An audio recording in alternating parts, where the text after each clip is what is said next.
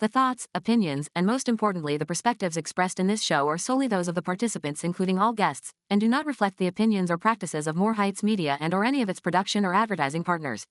Furthermore, More Heights Media does not endorse or condone all topics discussed during this broadcast. This show is purely for entertainment.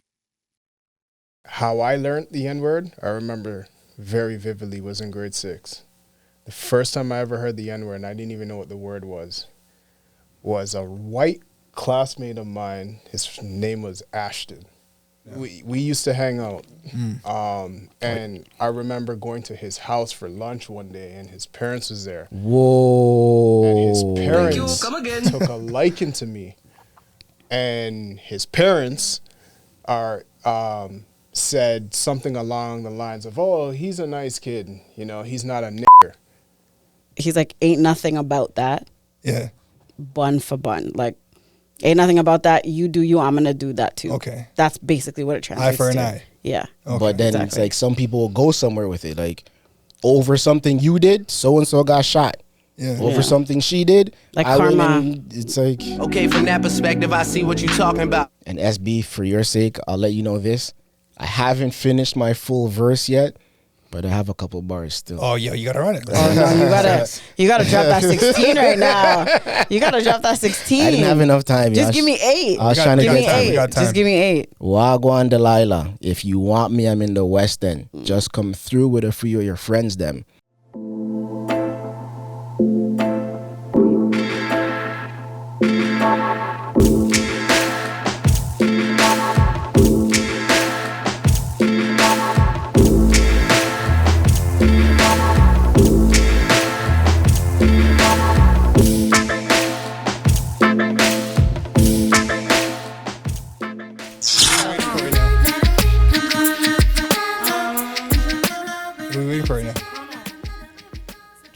Brother, are you trying to get lit? You're just being like trying to be like super high right now.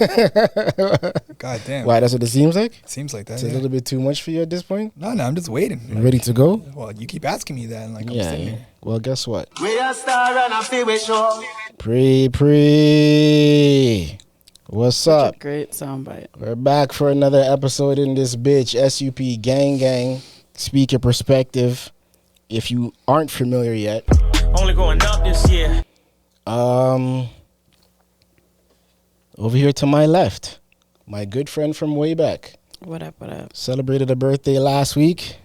I did. I had to put some footage out there into the universe. Yo, you know the amount of... to back up my story. The amount of comments? Yeah, hey, we'll get to some of those in a second. Bro. But Pree, find her on Instagram at... Pree_Pree. But more importantly at... www.bodyammo.ca. Only going up this year. Behind the scenes, we got Knots. Zealous, authentic pictures. Keep him booked. Keep him busy. But this by YouTube. This video by YouTube. All that behind the scenes, audio, video, camera moves, I don't know, editing, all of that stuff. He does everything. Streaming, live streaming, all of that stuff he'll figure it out for you. He's done it plenty of times.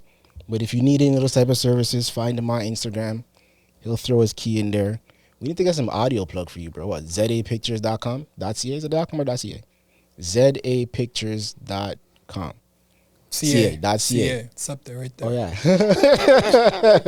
Only going up this year. Big up the homie Face every time. He ain't here today physically, but he's always here with us in spirit. Yeah.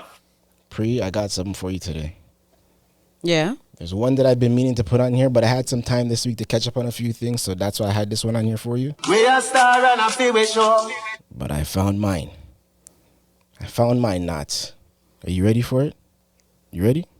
I know nothing that. Call it bun fi bun. SB, how you feel about it? I know nothing that. Call it bun fi bun. I don't know. Yeah, you gotta translate that to me. Give me the translation. I can't even hit. Oh, that's why. There we go. All right. You know what?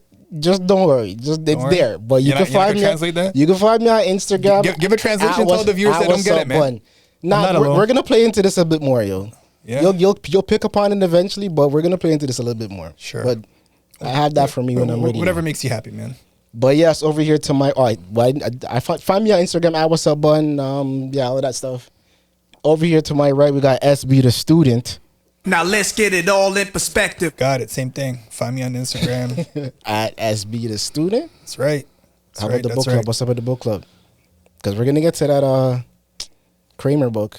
We should get into that Kramer book. You started it or? No, I haven't started. I just got it yesterday. I saw the tweet late or the post late. And I'm like, oh shoot, this is out. But we should talk about that.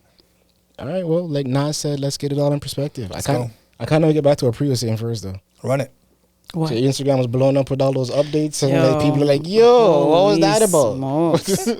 The outfits, the 4XL. Trust me, yo, I know somebody reached out to me and said the same two-tone do rag with the fitted on top. The 38 size jeans. Man's had t-shirts on down to their knees and ankles, yo. Knees. What is this? Why did we dress like this? This is ridiculous. But that was the shit back then. Trust me, yo. But you remember that night though? Yeah, I remember. Yeah, eh? I remember. I had to cut it short because I put when the boy them came. Yeah. And then we were in the elevator. Bro. And we started chatting a bit. And I was like, you know what? Yeah. Like I'll save the rest for the behind the scenes footage, yo. And we're telling we're doing our documentary and shit. But just know I have the footage. I feel like the reason why people used to dress like that came from something to do with jail. Like people in jail wanted their outfits to be bigger. Yeah. And then it moved into the street. The jail one is like the below the butt. Like the sagging of the pants. That I know. I don't know. I mean, I don't know about the... Might be wrong. Correct me. The thing. But I remember the sagging of the pants. Yeah. There's so much more on that tape that there's a couple 2 more clips that I was going to put out, but I'll save those maybe for one day down the line. But I mean, I feel like people know what we're talking about, but basically like you posted my 19th birthday. Surprise birthday party. Yeah. Sutton Place Hotel downtown on Bay Street. And funny, I heard a story. Sutton Place. I heard a story. DMX was telling us. No, I think it was. Who's the producer? Young Berg. Young Berg was telling a story about being in the Sutton Place, that same hotel, a night with DMX. And how DMX must have took away an ex-man's girl and had like 4 girls in the room with him. So that was Sutton Place was a spot for like for Caravana. Yeah. Like that was back in the day. That was it when you used to like go up and down Yonge Street. The Sutton Place Hotel. Yeah. Down on Bay Street. It was well, it was the corner of Yonge and Gerrard and Bay, like that loop. But yeah, it was good times. 26th floor. I'd mentioned it on there. There was a lot of people there. A lot of people showed up. That was nice. Yeah, it was one of those things. I just had my camera. We documented the whole thing. Even the car ride there and back. Camcorder. My camcorder, yeah. Right. Had to drive there, had to drive back. There's a bunch of stuff on that tape. That's dope.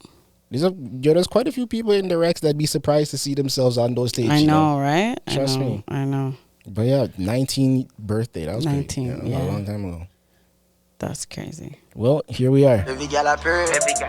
We should have threw like a surprise party here. Have a whole bunch of people just walk in. Next year. Yeah. We'll figure it out for next year. That means you couldn't drink. Oh, technically. Yeah, but the man had the Hennessy and the swirl. We were drinking some swirl cooler bullshits. Oh yeah. You remember the swirls? Yeah, the swirl like was strawberry and something. Yeah, I'm telling you. Yeah. There was a lot of Rev. Strawberry was the one. There was a lot of Rev. It was the strawberry on the orange one. I was on the Rev. I remember that too. Mike's Hard, yeah. Yeah, Smirnoff Ice. The alcohol percentage is higher in all those. Yeah. That's when Hypnotic was a thing. Alizé was a thing. And Hulk. The Hulk. Hulk, yeah, with Hennessy the Hennessy. Hypnotic. Or Alizé. Yeah, Hennessy Hypnotic. Yeah. Speaking of which, big up my Regin Tristan 5-star. Only going up this year. He just released a song the other day too, and he mentions Paradise on a Saturday. Yeah, I saw that. I think my boy posted it. Yeah, and if you're from the city, especially the West End, all you need is a 1 rum and coke, because it's what? It's Ray and Neff and a tinge of coke for color. The way the man used to be inside of Paradise on a Saturday night. Yeah. Tyrone was it, but Tyrone's still it, but back in the days. DJ Tyrone. Paradise. Trust me, if you know, you know. Yeah, it was a Only going up this year. Actually, even one of these ones. We a star and I feel it show. Every time. But SB, what's up, yo? We trying to get to what? Like your week? How's that going? Nah, it's good. I was gonna wait for the translation. Like run that translation. I'm trying to understand. Which I'm trying one? to understand your This button. last one? No, the one that he goes. This represents me. No, it's me. That yeah. Yeah. So break But it you down. don't know. Okay, play it again. I want to know what it means and what it means to him. What it means to me? Yeah. Or like what it What's he saying? actually translates to. Actually, you know what? This guy's gonna take too long. How about you break it down? Sure. I just want to make everything more entertaining, bro. Yeah. I'd rather just keep playing it until you pick up on it. Nah. He's gonna duck and weave around the question. What? Sideline bun. Actually, I got my Berkeys on today. It's Birkenstock bun today, yo. Okay, yeah. Play it one more time. I know nothing that call it bun fi bun. So he says he's basically saying like he's like I know nothing that, so like it's nothing. Yeah. And he's like bun fi bun. What's that mean? So it can. So Bun free bun. Bun fi bun. Okay. Like bun for bun. Okay. Bun for I bun. just want to play this song real quick for this guy. See if he can pick up. That ain't gonna help. See, he can't translate. Yeah, it. but He's gonna play- why do you gotta be so serious about it? How's it serious? Because I'd rather just continue doing it and let you figure it out slowly but surely. Nah, I ain't gonna figure You it out. don't want the challenge? Nah. Man. It's not even a challenge. What? So what is it? I'll just keep asking you. I mean, if you don't want to break it down. Oh my goodness. Nats, what do you think? That just takes the fun out of it. Just listen to this song, man. This was fun. If you're a Jamaican, you know.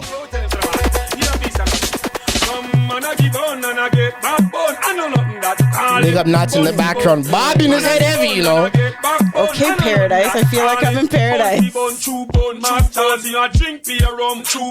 Make Tony go pick up in gun chew bone. Make John get shot down chew bone. Never name Ghana asylum chew bone. Go crash up a stadium chew bone. Nah, nothing. I think I'm gonna have to make a call. Do you know what? Like, Call a friend? Yeah. Let's try that. Let's call a friend. Let's phone a friend. phone a friend. Shout out Channing Prater. Who you want to I need need Channing Prater to describe this to me or like translate it. Who do you want to call? Let's call a friend. This could be fun. Let's call a friend. You can ring up Face. I don't Should we ring think- up Face? Might be just in time for that guy, actually, you know. So if someone's like, you know, like he got bun, or like she gave him bun, or anything like that, would you know what that means? It's when you get burned by somebody. No, I get that. But in this case, Yeah. it's more like, It's just your name? nah, you're cheating on that Yeah. person. Like, Oh, okay. So bun fi bun, like you did that, I'm gonna do that to you. yeah. Got Like it. that. Got it. Yeah. Got it. So Okay. so he's like ain't nothing about that. Yeah. Bun for bun, like ain't nothing about that. You do you. I'm gonna do that too. Okay. That's basically what it translates for an to. eye. Yeah. Okay. But then it's Exactly. like some people will go somewhere with it. Like, over something you did, so-and-so got shot. Yeah. Over Yeah. something she did, Like I went karma. and it's like, Okay. But like to another level. How the hell was I gonna get that? Yeah, I don't know. That's why This guy I wants to play this explained game. it. He'll pick it up. He'll pick it. How was I gonna pick that nah, up? but with There's the no song, way I was gonna pick that up. more times it's related to a relationship between a man and a woman, though.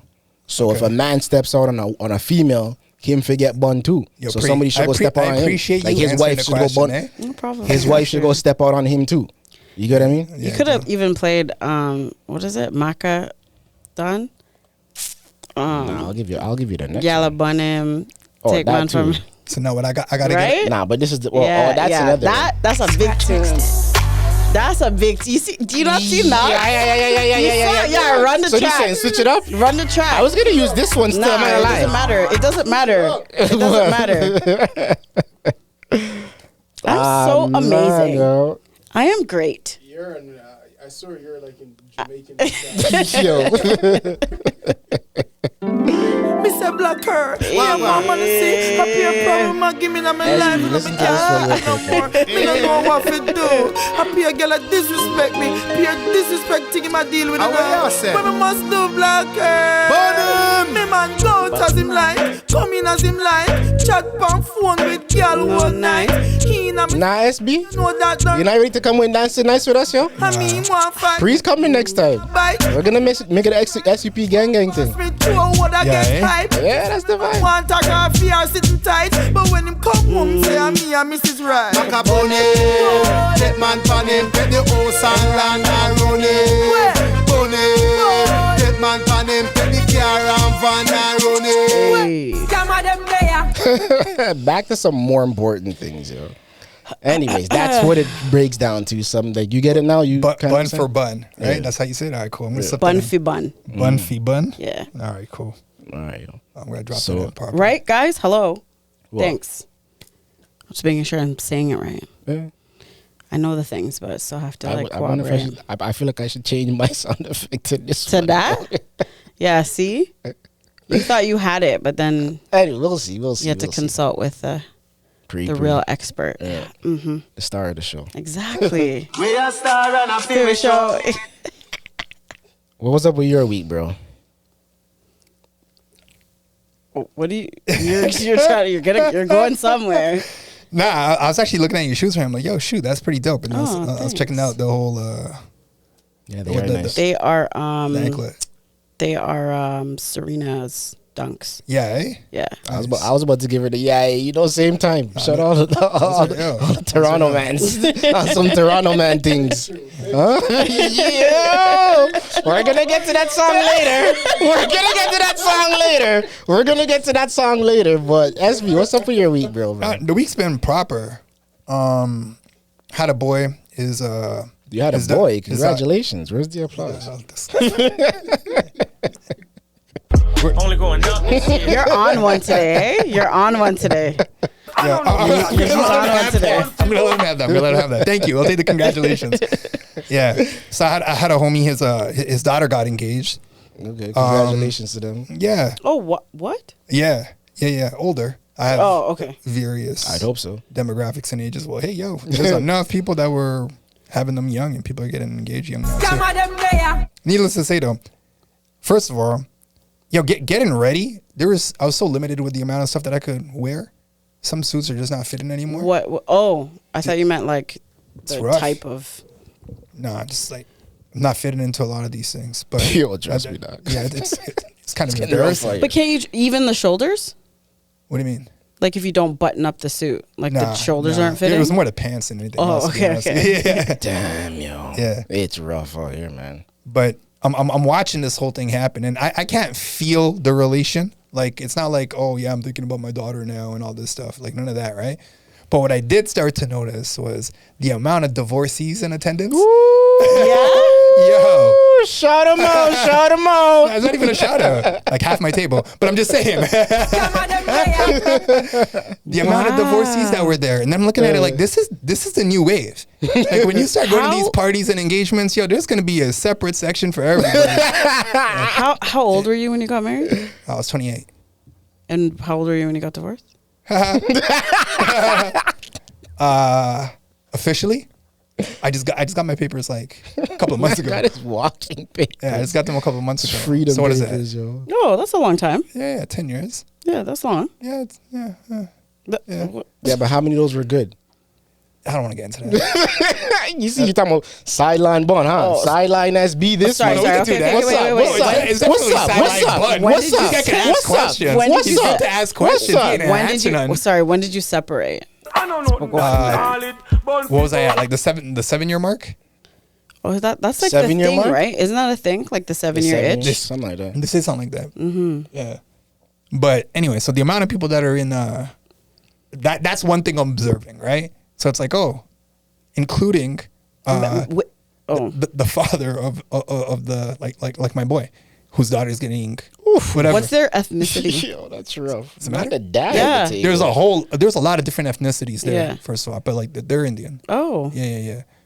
So anyway, that happens, and then I came up with certain things. And here, let's throw that sideline Bun over here. So this is going to be a real thing when your daughters get married or engaged or whatnot, right? Mm-hmm. And typically, like, you're always into the procreation and talking about it with your parents, and then like you went into the kids last time too. But here's a real thing that you got to think about. So how do you feel you're going to be able to deal with your ex in that sort of environment? Or is that not crossing your mind?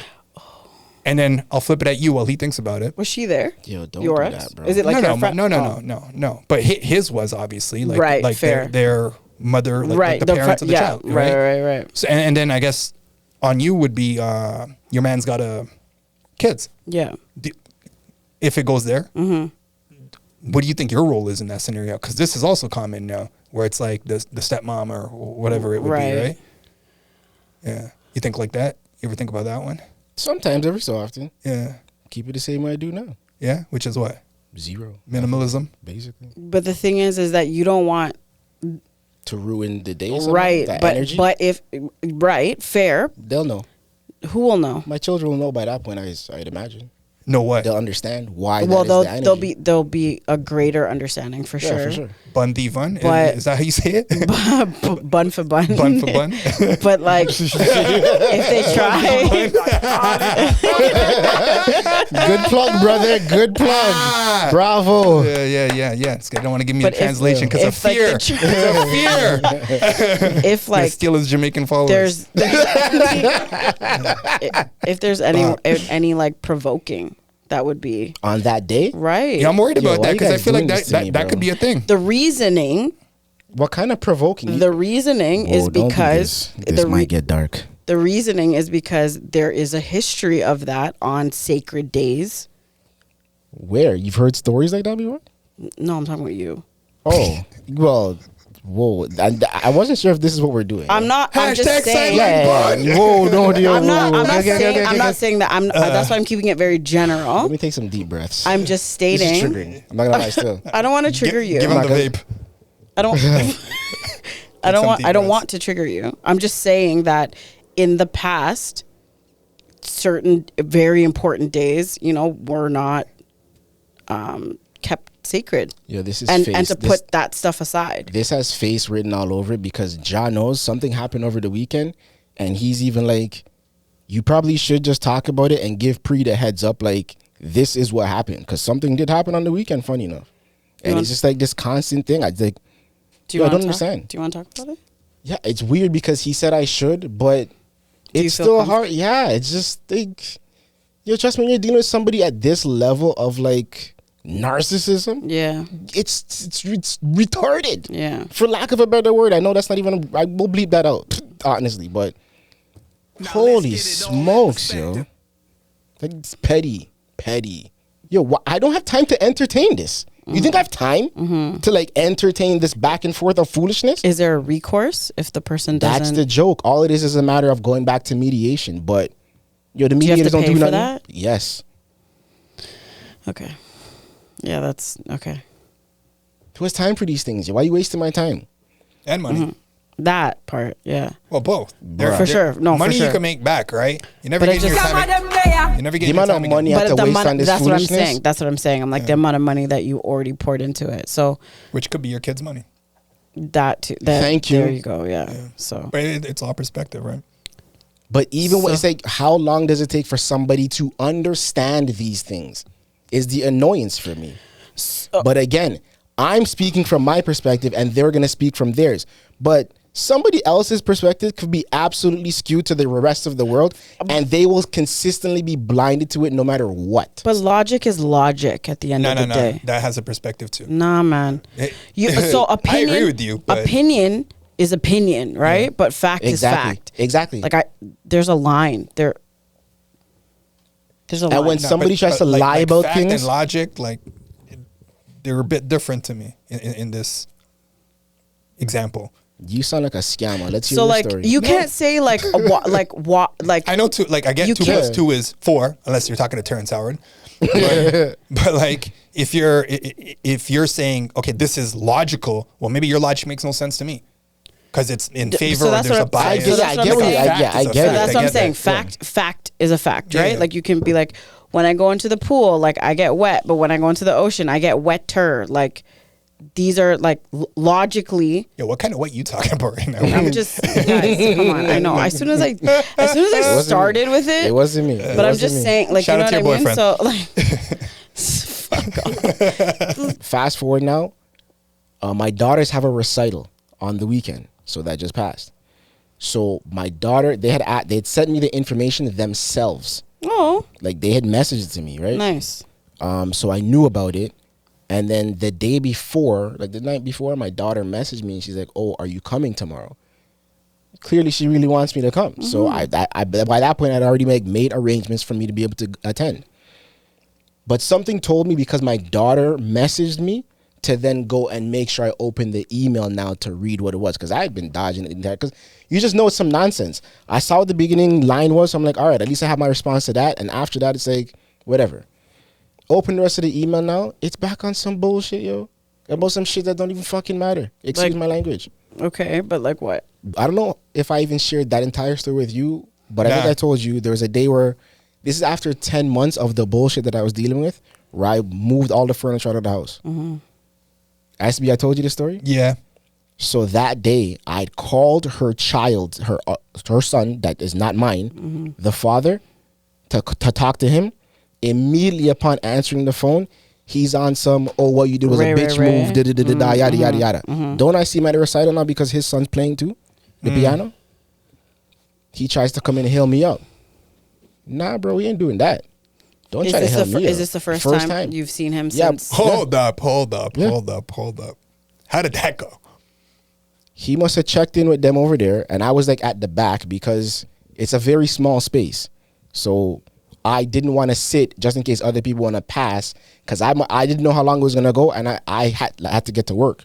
So I'm like, if I have to leave early, I'm just gonna like chill over here and just punch out quick, like nobody. I'm not interrupting. Don't worry about all that. Like yeah. Anyway, so he checks in over there, and he must have seen me now, and he comes over to me on some, what's up? And he puts his hand out to like dap me. Yeah. I gave him one of these. I just looked away. I'm like, I'm straight. And he said, yo, you're good? I'm like, yeah, I'm all right. I didn't even look back in his direction. I said, don't hail me. Like, move from beside me, bro. It ain't like that over here. Yeah. John knows, yo. After the energy that you gave me, after I was taking care of your child for 5 years, and you were on some 4 days a month shit with this guy, I'm taking this guy to his baseball games. I'm buying his baseball equipment. I'm taking him to his robotic class. And I'm on some bitch shit? Fuck out of here, bro. Ain't trying to hail me up? And he never ever reached out after never that to once. Be like, yo, never blah, once. blah, blah, blah, blah. Never once. And he, like, we have mutual acquaintances. Right. Don't do that. Like, don't do that. Don't do it, yo. I'm not, and if it's on me for not forgiving and all that dumb shit, I ain't there yet. And I can attest to that. But in that moment, it was that energy. Don't even waste your time trying to, like, get out of here, bro. Don't do that. Nah. I ain't the one, yo. I'm not going to play like we're cool, none of that, bro. Don't do that. This guy even told me not to fight and do nothing and stop carrying on from our whole shit. Who are you to be telling me this, bro? Listening to her lies. What? I'm far from the man that you are, my nigga. Like, catch up. Don't do that. Yeah, I'm gonna do a real quick where is it? The opening the email thing.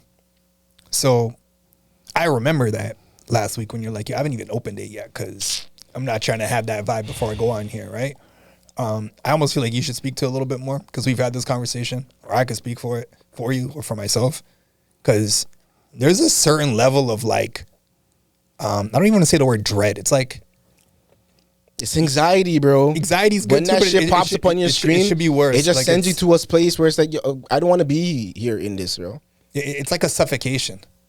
Like you don't know what's going to be written there just because of all the stuff that you've already read and the experiences that you've had, and it's easier to almost avoid it. For both he and I, you're reading lies. Like somebody's trying to lie on your name, and you want me to entertain these lies? Yeah. Do you think I have time for this and money to entertain lies? How does that make sense? Right. But every time that email comes through, I must sit on the open and put myself into that negative space? Man, and you want me to sign up for that now and pay for it? Come on, brother. Do I look stupid? This is rough. Yo, back to the agreement thing, right? I get that you're saying that you got the separation agreement. And, these are the rules. I'm not picking them up at 10 a.m. unless it's these days. Other than that, you're not changing nothing. Is that it? You're just set in stone with what it is? Like, you don't bend them at any point? Who, me? Yeah. No. You're just like, this is the law. Like, you're taking it like that. Yes. Like, to this avoid is what we agreed on. This is what we agreed on. This is what we agreed on. If you want to make any changes to this, go and revisit your lawyer so it's on paper, bro. I feel like if the other person was more, like, reasonable over time, maybe that there could be more compromise between you guys. Like, if this person wasn't like antagonizing you and pushing you, but it started out all of these things. It started out the way it started, and nothing has changed since, and it just continues. And then not knowing if that will be used against you. Exactly. Or something like that, or like what the motive is. So I think it's harder. Even you for him cannot be to trusted. Right. I cannot trust you. Yeah. And then like on the other side of it is he needs his time to heal from it too. Of course. Like, and how can you heal if the person's still doing it? That part. Right? Like you can't. There has to be some sort of trust that both parties want to move forward, like amicably, just for the children. trust is a key word here. Huge. Yeah. Humongous. Yeah. Huge. Yeah. And I feel like even if you do anything, like not even fully like break the trust, but like the whole thing I was talking about how many episodes like ago, like omission and transparency and all of these things like have a factor on it depending on the angle that it's coming from. And I feel like you would have been more accepting to be like, okay, yeah, sure, no problem. Like, hey, do you mind picking them up at 10 today? Because I have whatever. Yeah, okay, cool. But like, I feel like that's not. But it's where like when you guys, but even like, where you guys are to even get to that point. But it's like even if that were the case, then yeah, sure. But when you try to mask things, right, behind other exactly. Yeah, do I like, look like? Do you, what's the motive? Have I not proven to you after these whatever how many years at this point that I'm not an idiot? Yeah. Like stop trying to play me like I'm dumb. Right. And I think that it's still going on up until now. Like it's been so long, bro. That part. Yo, what do you recommend to someone going through the same thing, bro? Like, how do you deal with it? Like, this is a part of it. I get it. You're having a conversation right now. But how are you, in your way, trying to move forward? And with what Pree said, like, I get that it's repetitive and it's happening, but that's a part of the equation right now. So what's the plan? Do you feel like, piggybacking on what he's saying, do you feel like now when you get triggered as opposed to before, let's say like a year ago or 2 years ago when you get triggered, do you feel like your response is different? Like, do you think that there's been movement in your response, like maybe not responding in the same manner? Like when I'm actually responding to her? Yeah, like, okay, so yeah, like, for sure. So like now she does some fuck shit or whatever, and like let's say a year ago or like 2 years ago, obviously the anger is higher, or like the response may be a bit It's like my bigger. language has changed, but Right. not by much, to be honest. Because it's like there's no in between. It's almost like you want us to be cool, but you have yet to recognize or identify or even like acknowledge any of the BS. And that stuff I don't stack. I'm not. Yo, listen, there's one thing, and again, I'll reference this episode because it's the episode that changed my life when it came to podcasting. Men Too by the Brilliant Idiots with Jazz Fly. And Charlamagne was talking about, yo, at the end of the day, Pree, all I have going to my grave is my reputation and the person that I am and who I know myself to be and who the world knows me to be. Don't try to tarnish that on some bullshit. Right. So I will fight to the bitter end for my For name. your name, yeah. Don't do that. Do you think that going to or like talking to someone, like in terms of like therapy, because it's also Men's Mental Health Month this month, like do you think that helped you more than like just venting to your friends? That helped me with a lot of other things. Well, sorry, run that back. Did it help me? I want Like to answer. I want to be sure I answered the question. No, yeah. I mean, I think that like obviously with this specific situation, but obviously with other, it also like goes on to other components of your life, because there's a lot of like underlying issues that like I think that everybody has, that sometimes when you don't delve into it, like it's like peeling back an onion, right? Like this thing bothers you so much because you think of it's because of this situation that's happening to you right now, but it could stem from something else that happened to you like a long time ago. So do you feel like therapy was very helpful, more so than just like venting to your friends about it, because it's a different perspective that you're getting back, like, and not more so of a bias that maybe your friends would have? Yeah, but both, because the conversations I was having with my friends post therapy were way different than the conversations we were having before. Right. So now it's like I'm getting their perspectives on me dating back to like 19 how long. Yeah. Especially because a lot of my friends outside of this guy, I've known since like the 80s and 90s. You get what I mean? Yeah. So, and we've never had these like deep conversations and talked about stories about like shit that happened in 2003 and whatever. And I'm telling them stories about like life and my family and all these things. And even when it came to my family, I'm having different conversations. We're talking about family stories from way back when. Like, life just became different at that point.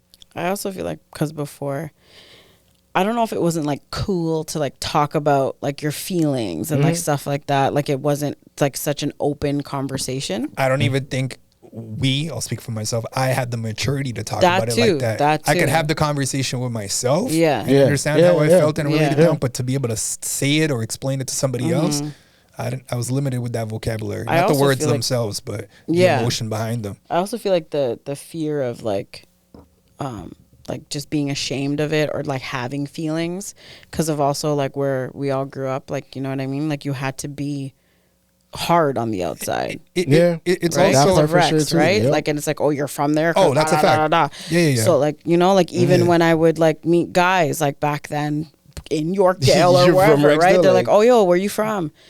Rex. Yeah. Nah, I'm not talking to you. I'm like, bro, what? Like, and that's my response though, right? So it's like you're hardened or you need to be hardened or you have to have this shell.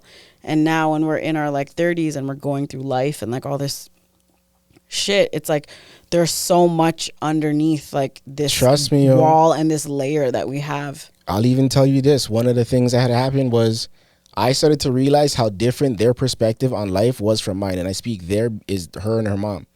Because that's a big part. There's a story I remember happening in the news where a 14-year-old had gotten stabbed and killed at school in Hamilton. And they were all up in arms about it. Like, I can't believe this happened. And I was they were shocked? Yeah. Oh. And I was like, yo, like that, see that stuff all the time where I'm from. Like, what are we talking about? Exactly. I'm like, a teacher got stabbed the year before I went into my high school. Right. Like, what? Like, I mean, we were in lockdown from like drive-bys, so then I remember a day but going. that's not normal. It's not. Exactly. Right? Like, that's but not you don't normal. know that But until you people talk to don't someone. know that. But we also don't know that. We also didn't know that. I don't know that until you speak to somebody. I was like, oh, this is lockdown. Okay, we know exactly. This is the drill. This is what you do. Remember the amount of times that we would go across the street on lunch and there'd be a storefront. There would be a whole police squad with canines. They're on their horses and the whole show. Yeah. And they'd be like, okay, wonder what's going on today. And it's guess like, we can't go into Dallas today. It's wild. Trust me, and people are people are very ignorant to these things. That's all I was worried about. I'm like, oh, I can't get my fries and gravy. I can't get my like nothing. So trust me, and they're just so blinded to it. So to them, it's like, wow. But to me, it's like, I remember saying to them, like, yo, I went to a school with a guy who like legit shot his girlfriend in the face. What do you mean? Like, if it affects you, how? Sorry, I just totally cut you off. No, so exactly what he's saying and to what you're saying, like, so to that, where we think that that's normal. Say what you said again, sorry. He's like, it depends on how, right? Yeah. Because I was talking at the same time. But it's what you just said. You're like, but it affects us too. I'm like, it depends how you look at the effect. So you just said like you went to a school with a guy that shot is that who you're talking about? Our friend's brother? Who? Oh. I don't know. When his brother passed away? Yeah. Yeah, I remember that. Okay. Yeah, he got Did you know who she was talking about though? I don't know. No. I knew who she was talking about that got shot. Yeah. I didn't know about who shot him. Even that day. Yeah, no, that I knew. That was interesting to me too. I still remember certain things. I remember people having their he's not bandanas. Like that really affected him. Okay, yeah. Oh, obviously. Yeah. Like how would it not? The type of support you need when something like that happens is he definitely didn't have it, and his mom obviously couldn't handle it. You're grieving the loss of a son while your other son is breaking in front of you, right? Exactly. But you're also breaking. Exactly. But the biggest, I'm telling you right now, the most disturbing part to that entire thing is they were never removed from that environment. And that's what always pissed me off about that. If something like that happens to somebody, they should automatically move you from that environment. Yeah. They should. And by they, I mean the government. But it's also okay. That's what I mean by they. The government should be assisting you at that point to be moving. So like it doesn't matter. Like he did. Well, he left, but like. Now you're coming home to that. No, I hear you. Right? But I'm just saying that there was some sort of effort made. Like you're out of the school, you're at least that ain't somewhat. Enough, I'm not saying it is. I'm not saying it is. I'm saying that it happened in town, right? But like, anyways, I just think you're triggered every single time. You're looking at same space. But I feel like what we're saying, like in effect, to like how it affects you, is that to us a lot. Like this story is crazy. This story could be a movie. I could be talking about a movie. You could be talking about a storyline of a book. Yeah. This is our lives when we were 14, 15. Mm-hmm. So that's normal to the 4 people that are in this room. I feel like we're being a little bit too cryptic, but we are, whether or not we leave this in here, again, it's weird. But we're talking about a friend who we know who, yes, at the age of 14, 15, lost their older brother. We're not saying names, but right. Yeah, we could say that. That's he fine. lost his older brother, and it was to gun violence. So I think the point to that is that our friend lost his brother, and everyone knew who it was, and there was no there's just some things that just can't be done at that time, just because of, again, code and where we grew up. And if we told this story.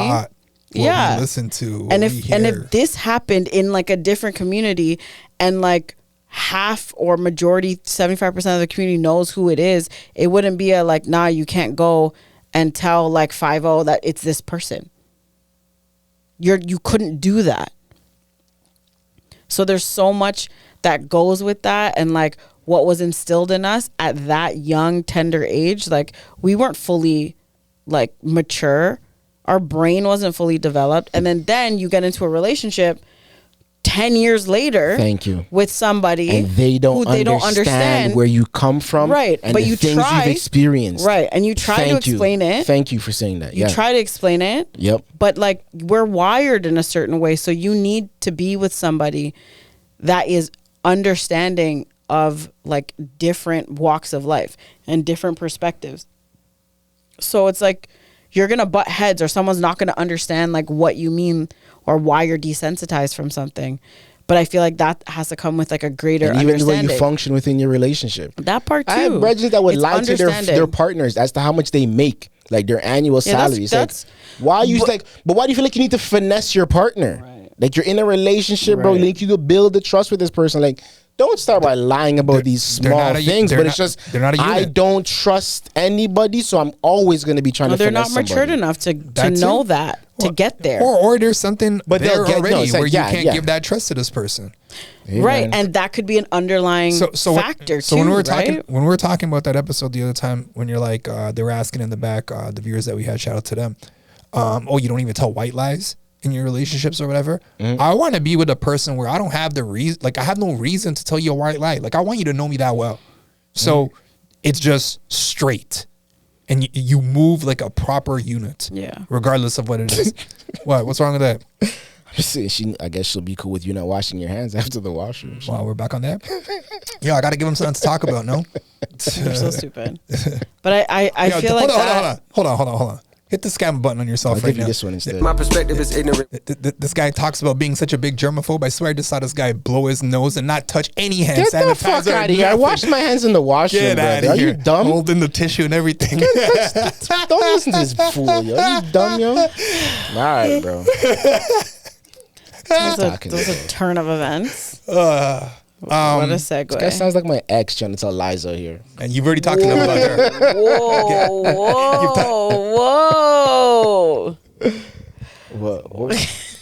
Where were we? How did we even get here, man? You gotta hit some pauses. The comparisons that he makes are just, it's making me uncomfortable again, man. This guy, man. Jeez. Anyway. She must have been cool. I don't think so. Honestly, you lost me. I don't even know what you're talking about. It's all good. It's probably better that way. The whole perspective about the person needs to know you a certain way. Or have not being able to tell the white lies or whatever it is. But a good example of that, obviously it's fiction, but Did you guys watch House of Cards? No. Remember how they used to be together? Cool. We both said no. We never. Oh watched yeah, my it. bad. It's like I ignored that. It's like I ignored that completely. Yeah. Like, let me tell you my story. Like fuck you guys. I just heard what I wanted to hear. All right, then the example's not gonna make sense. It was the president or the guy that was trying to become the president. He eventually does, and his first lady, and they would just talk about everything. Nothing would like hold them back. Okay, let me give you a more closer example. Maybe Godfather Harlem. How him and his girl, like, they know exactly what's going on for them. No, that's a bad example because I was gonna say there's a lot of chances. So this is But like I get what you mean though. You want to be able to have a partner where you just don't have to lie about anything. You're just like free. you're such like, a you're just such a unit. Like you Yeah, just know each other that well. There's no need for it. And I'm trying to go back to your whole word of trust because that trust needs to be rebuilt. Until then. And I just don't see it like happening based off of the behavior. And Yeah, that's but what sucks about the entire thing. I mean, the behavior is minimum right now. Like that needs to at least change so you know that there's, you know, the possibility of it going another direction. Exactly. Yeah. And I've just yet to receive anything that even suggests that we're getting to that point. But it's just people who come from different places think this one thing. And they'll just never know. And they just want to be blind to it, whether they want to play ignorant to it forever. But I just feel like the understanding has to be there for any, like, if two parties are coming together, even like friends, like anything, any type of like relationship that you're trying to build or anything like that.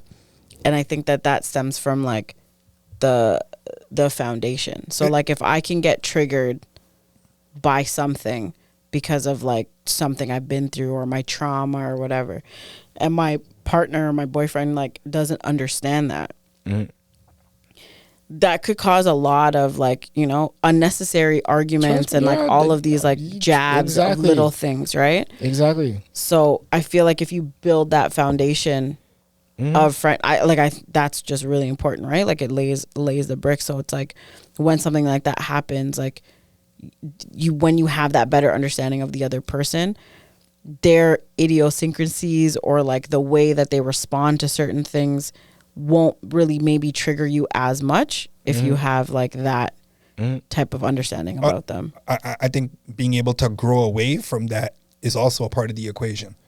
Like if this is what it was and this is what shaped you and you're not able to slowly see the other side of the coin and start slowly, you know, developing different skills or being able to, I don't know, not let it trigger you as much or communicate better or just move forward from what's happened. And I get that's case by case, obviously, depending on what it was, that's going to play a role in it as well.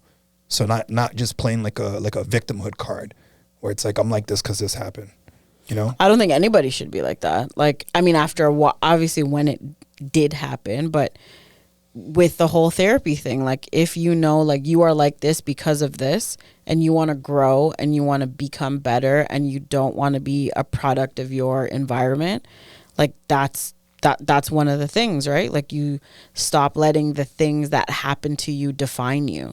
They are like you have become who you are because of those things, but those things are not who you are. Exactly. Right, and even therapy's a bit of a luxury for a lot of people. I was gonna go right back. I feel like if you have access to it, if you have access to work, if you have EAP, use your benefits, if you have any of that stuff, use your benefits, please. Do it.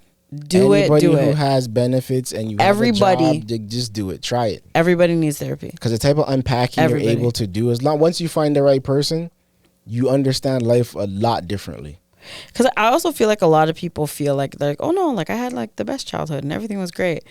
But there's reasons you are like the way you are. And you don't know that. And you could be like compartmentalizing it or forgetting, or like you put it in a box where that's something that, you know, you don't want to even remember or anything like that. Like I just think therapy is for everyone. Everyone needs it.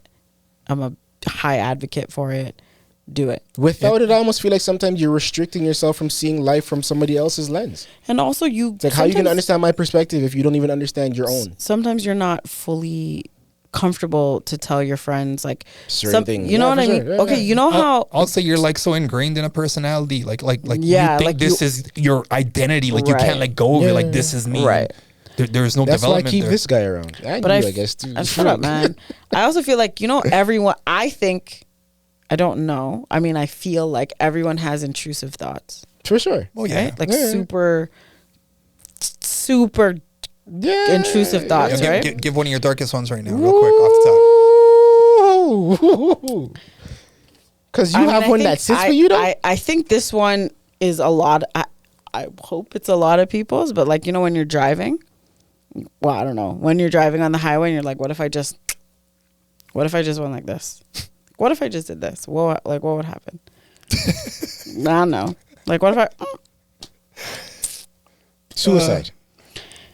I mean, that's... Car what would insurance. happen? Brampton. Right? Yeah. Money. So... Like, how many people think about it? Or think about dying? I think that's a common one, to be honest with you. That's what I'm saying. Like, sometimes you're driving, and then you look, if you really think about it, it's just these lines that are stopping you from but breaking the law. You're like, oh, here's a guardrail. Here's a bridge. What if I just turn my car quickly? So anyways, those things, even though I just shared it on here, but like, there are certain thoughts that you may have or feelings that you may have that you could be ashamed or embarrassed of telling your friends in fear of judgment and shame that you wouldn't feel telling a therapist. You would think that you can't open up to like a stranger, but it's actually quite freeing, I find. I'll give you another one that's free if you can't afford a therapist. Journal. Write something to yourself. Ask yourself some questions. That's a whole nother journey in itself. What is say one of your intrusive thoughts? Who, me? Yeah. Sideline Bun, you want to jump in? Don't do that. I'm getting there. Huh? Hey, man, we got to take a commercial break. Nah, man. We're just all going to sit here and wait. It's usually like around my kids. If like someone was to do something to my kids, like what I would end up doing to them, like what my reaction would be if someone was to harm them. So yeah, like that one's I mean, that is not, but like for yourself, like an intrusive thought, like about you. Just about me? That doesn't work, eh? No. Yo, Pree, you're gonna get me fucked up out here, bro.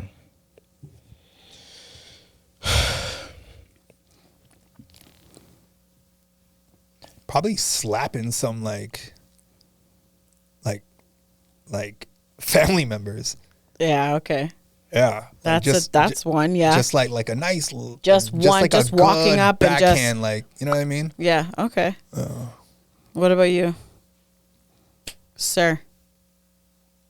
I've always felt like I was gonna die young, and I feel like I think about death too, like more often than the regular person. But that's a thought. Like, I mean, that's not an action. Like an intrusive I never thought. thought to actually do it, but it's just this feeling that I constantly have, and I don't like. I don't want to think about it. And then part of the reason is because when Kobe died, I don't know if you heard the story that Tracy McGrady told. McGrady's like, Kobe had said he's always wanted to top Jordan. He's always wanted to be one better than Jordan. And he said the only way he'll one better him is if he dies before him. So it's almost like was Kobe wishing that he died before Jordan? By speaking about it, it's almost like you're manifesting it, they say. You get what I mean? So I try not to talk about it. Like, I don't share it with people, but I've only told a handful of people. I remember the first time I told somebody, one of the first people I told was my brother. And I've just always felt that way. Told him and what? I hated that I've always felt like I was going to die young. And there was a period of time back in like 2012, I swear to goodness, I woke up for about 10 days straight feeling like today was going to be the day that I died. I promise you. It was this weird feeling that lasted for about 10 to 14 days. But I remember the very first day I felt it. I'm literally like putting my pants on some like, this is the last time I'm putting pants on. Like for some reason I felt like I was going to die. I don't know why. You know what you should have done? And then I remember sharing that one day when I was at work with one of my random coworkers. I don't even know how we got here in the conversation, but it's one of those, this guy don't know me. I'll just randomly share this with him. I'm going to make this guy my therapist today. It was, I swear to goodness, it was like the most random thing in the world. And then he's like, brother, I had that same thing at 22. But you see, and I was when like, you don't talk about it. Yeah, I'm like, I was like, I was all in at that point. I was like, oh, tell me more. Yeah. Because I was wondering how, like, why was I feeling this? Like, yo, that Ryan guy, yours fucking Like lost it. He's gonna shoot up the joint. He's gonna come to But work. like that, like those kind of like thoughts, like, you know, you don't think, like, you think that it's just you. Oh, man. Like, you don't think that others. So like that's a sign that, like, you know what I mean? Like, everyone has these types of intrusive thoughts.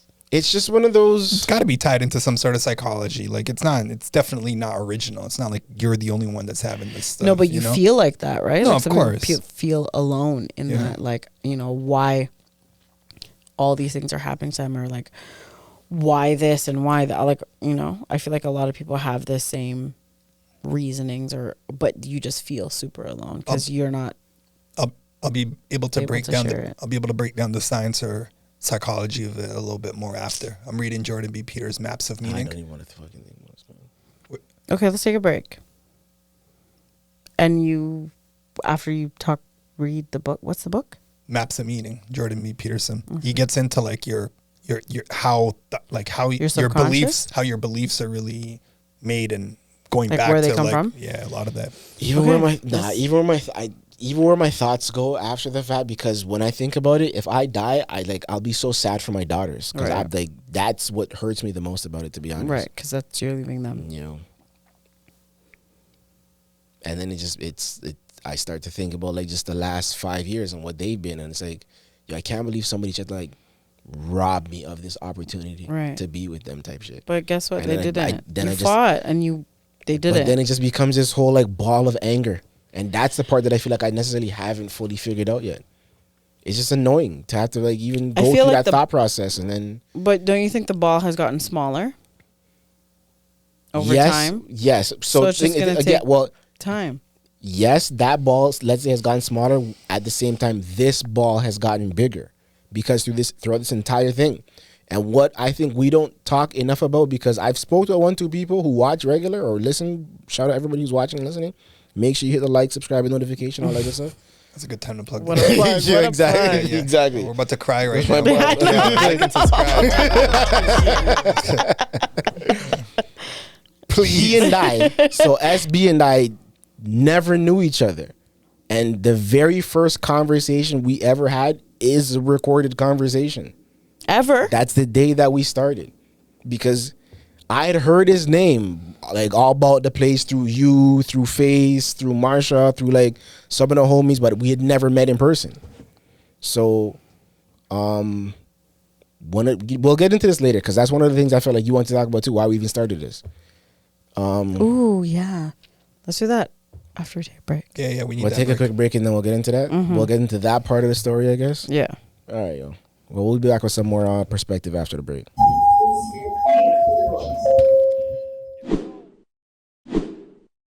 Make your business visible online. For a complimentary digital marketing and website consultation, go to dmmu.ca or call 647-469-DMMU. That doesn't come down, but maybe there needs to be something that says Rexdale. Face mom. Like I'll never get can't take down that Westmore. Did you steal it? Did you make it? It was actually a gift, yo. He's the one that got it for me. Oh, that shows. Big what up it the is. boy Face. Face mom. Oh, We happen that's to so have him on the nice. line today. That's cute. Don't know. On some call-in things. Happy that he's still around, sticking around for us to I ain't going get nowhere. this conversation. Actually, since you can't hear the sound effects right now, you said? You didn't hear your Unfortunately, no. You didn't hear your thing right there? Anyways. No. Don't do that. I got myself a new one that you might appreciate still. Face mom. Okay.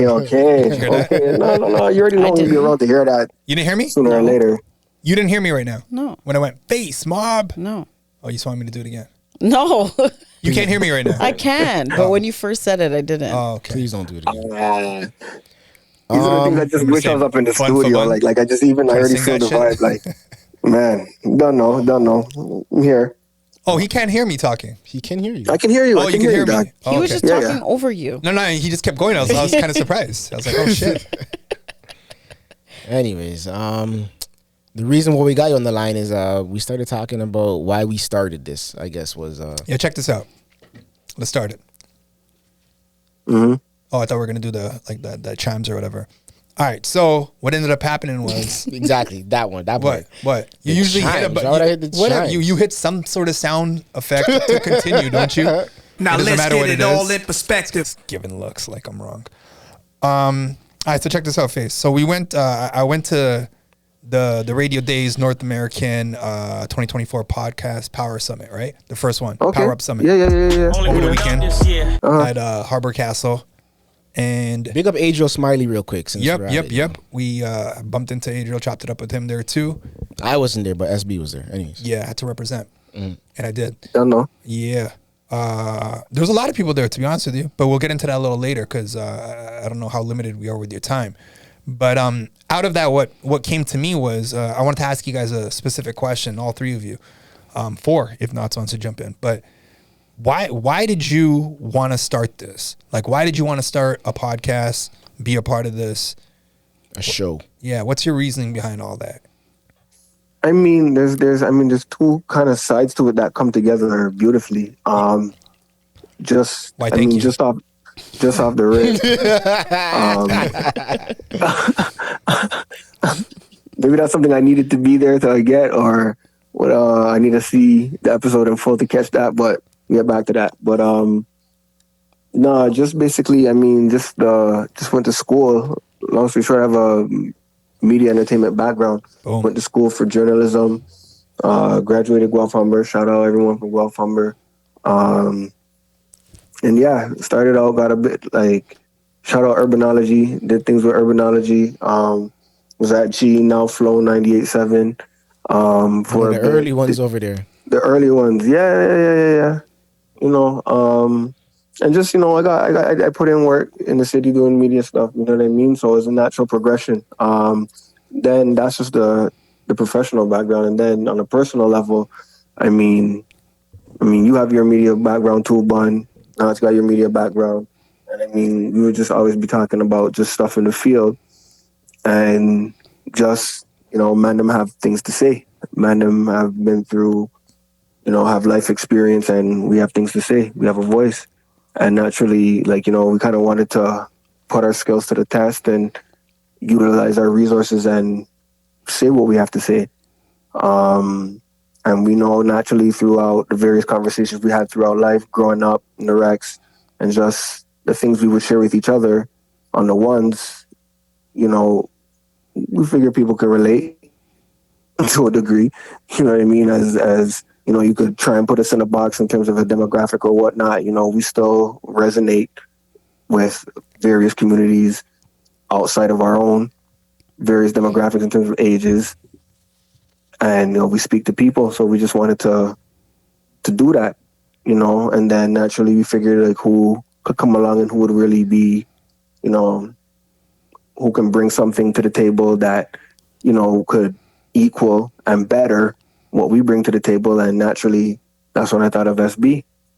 And, you know. So how did that work? Did you just like bring him like and introduce him to like how did that? The funny thing is like our first, like the literal genesis of SUP, the first one, literally was when they met. When I introduced them I introduced them. Yeah, that's sort of where I ended the story before we went to break, was that initial day that we met, we recorded that conversation. So we have our very first conversation in person recorded. Yeah. So the first time you said what up, hi, Recorded. hello. I mean, outside of the introduction, which Yeah, happened fair. like outside. But Yeah. the first conversation we got into was like, recorded. I did not know this guy. Like I said, I'd heard his name through all of you guys. So what did you know about him? We'll share that when we go on tour. Yeah. Love the ambition. Yeah. Okay, yeah. So, yeah, what made you think to introduce both of these guys? I knew the energy would match in terms of like just their personalities. Like, I don't want to like pause. I'm not trying to call myself a matchmaker or whatever, but like I like to think this guy's already like, comparing me to his exes and stuff. No.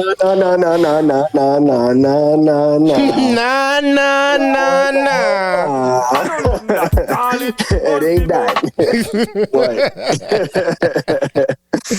but legit, I like to feel like, to a degree, I know what energies go together, what harmonizes together, like, you know what I'm saying? And knowing Bun as long as I did, and knowing SB as long as I did, I'm just like, nah, this could work. This could really, really, really, really work.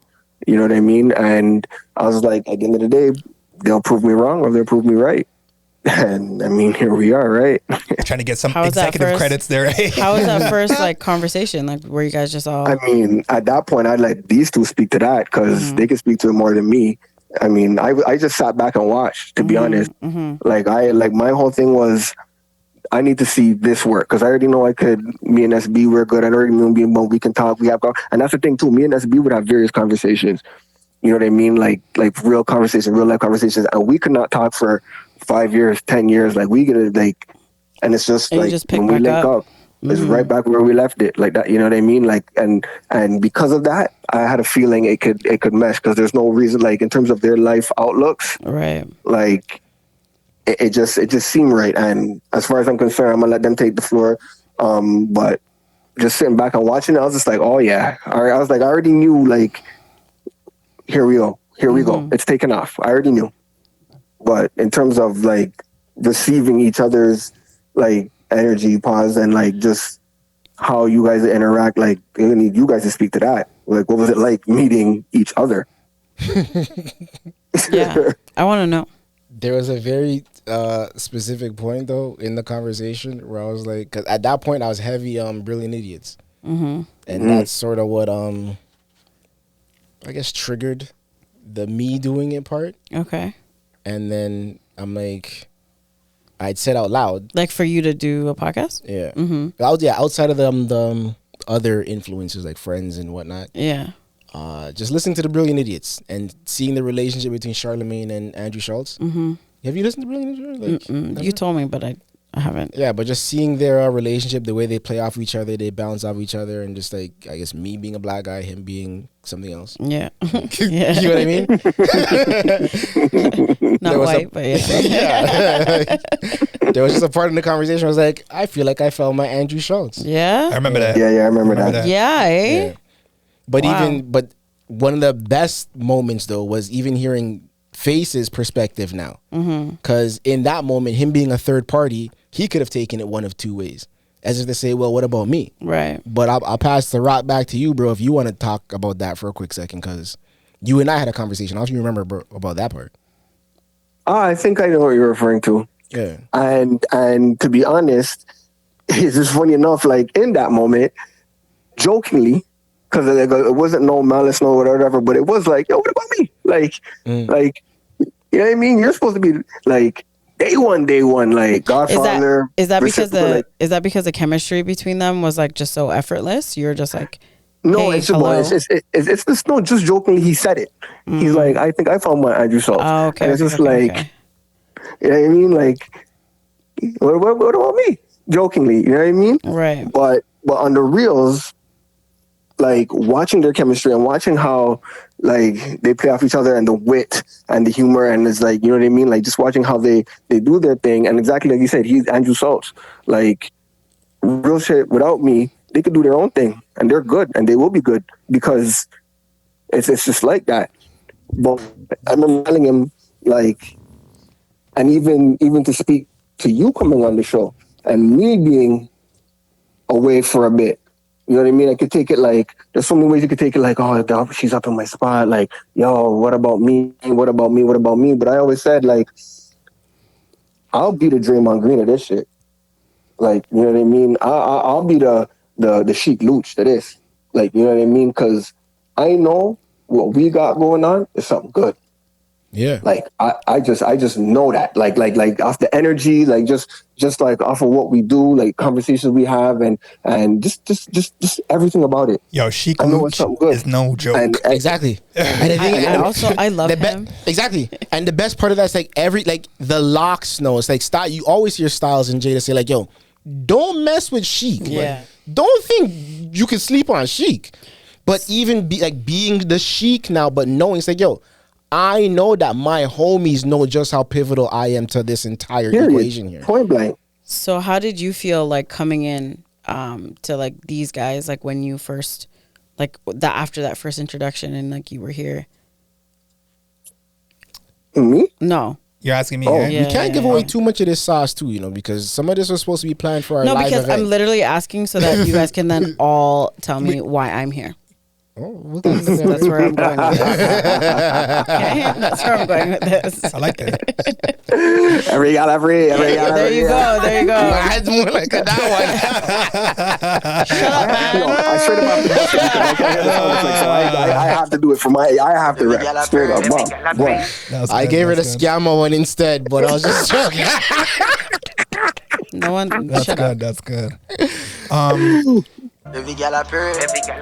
My situation was finding the right fit.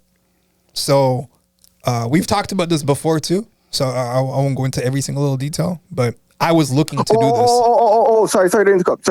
But that part too. I remember SB coming to me saying, just funny enough, that same time, like, I was thinking about doing a podcast. I think you'd be good to do a podcast. He's coming to me. I think you'd be good to do a podcast. Yeah, we should do this. And I was just like, you know what?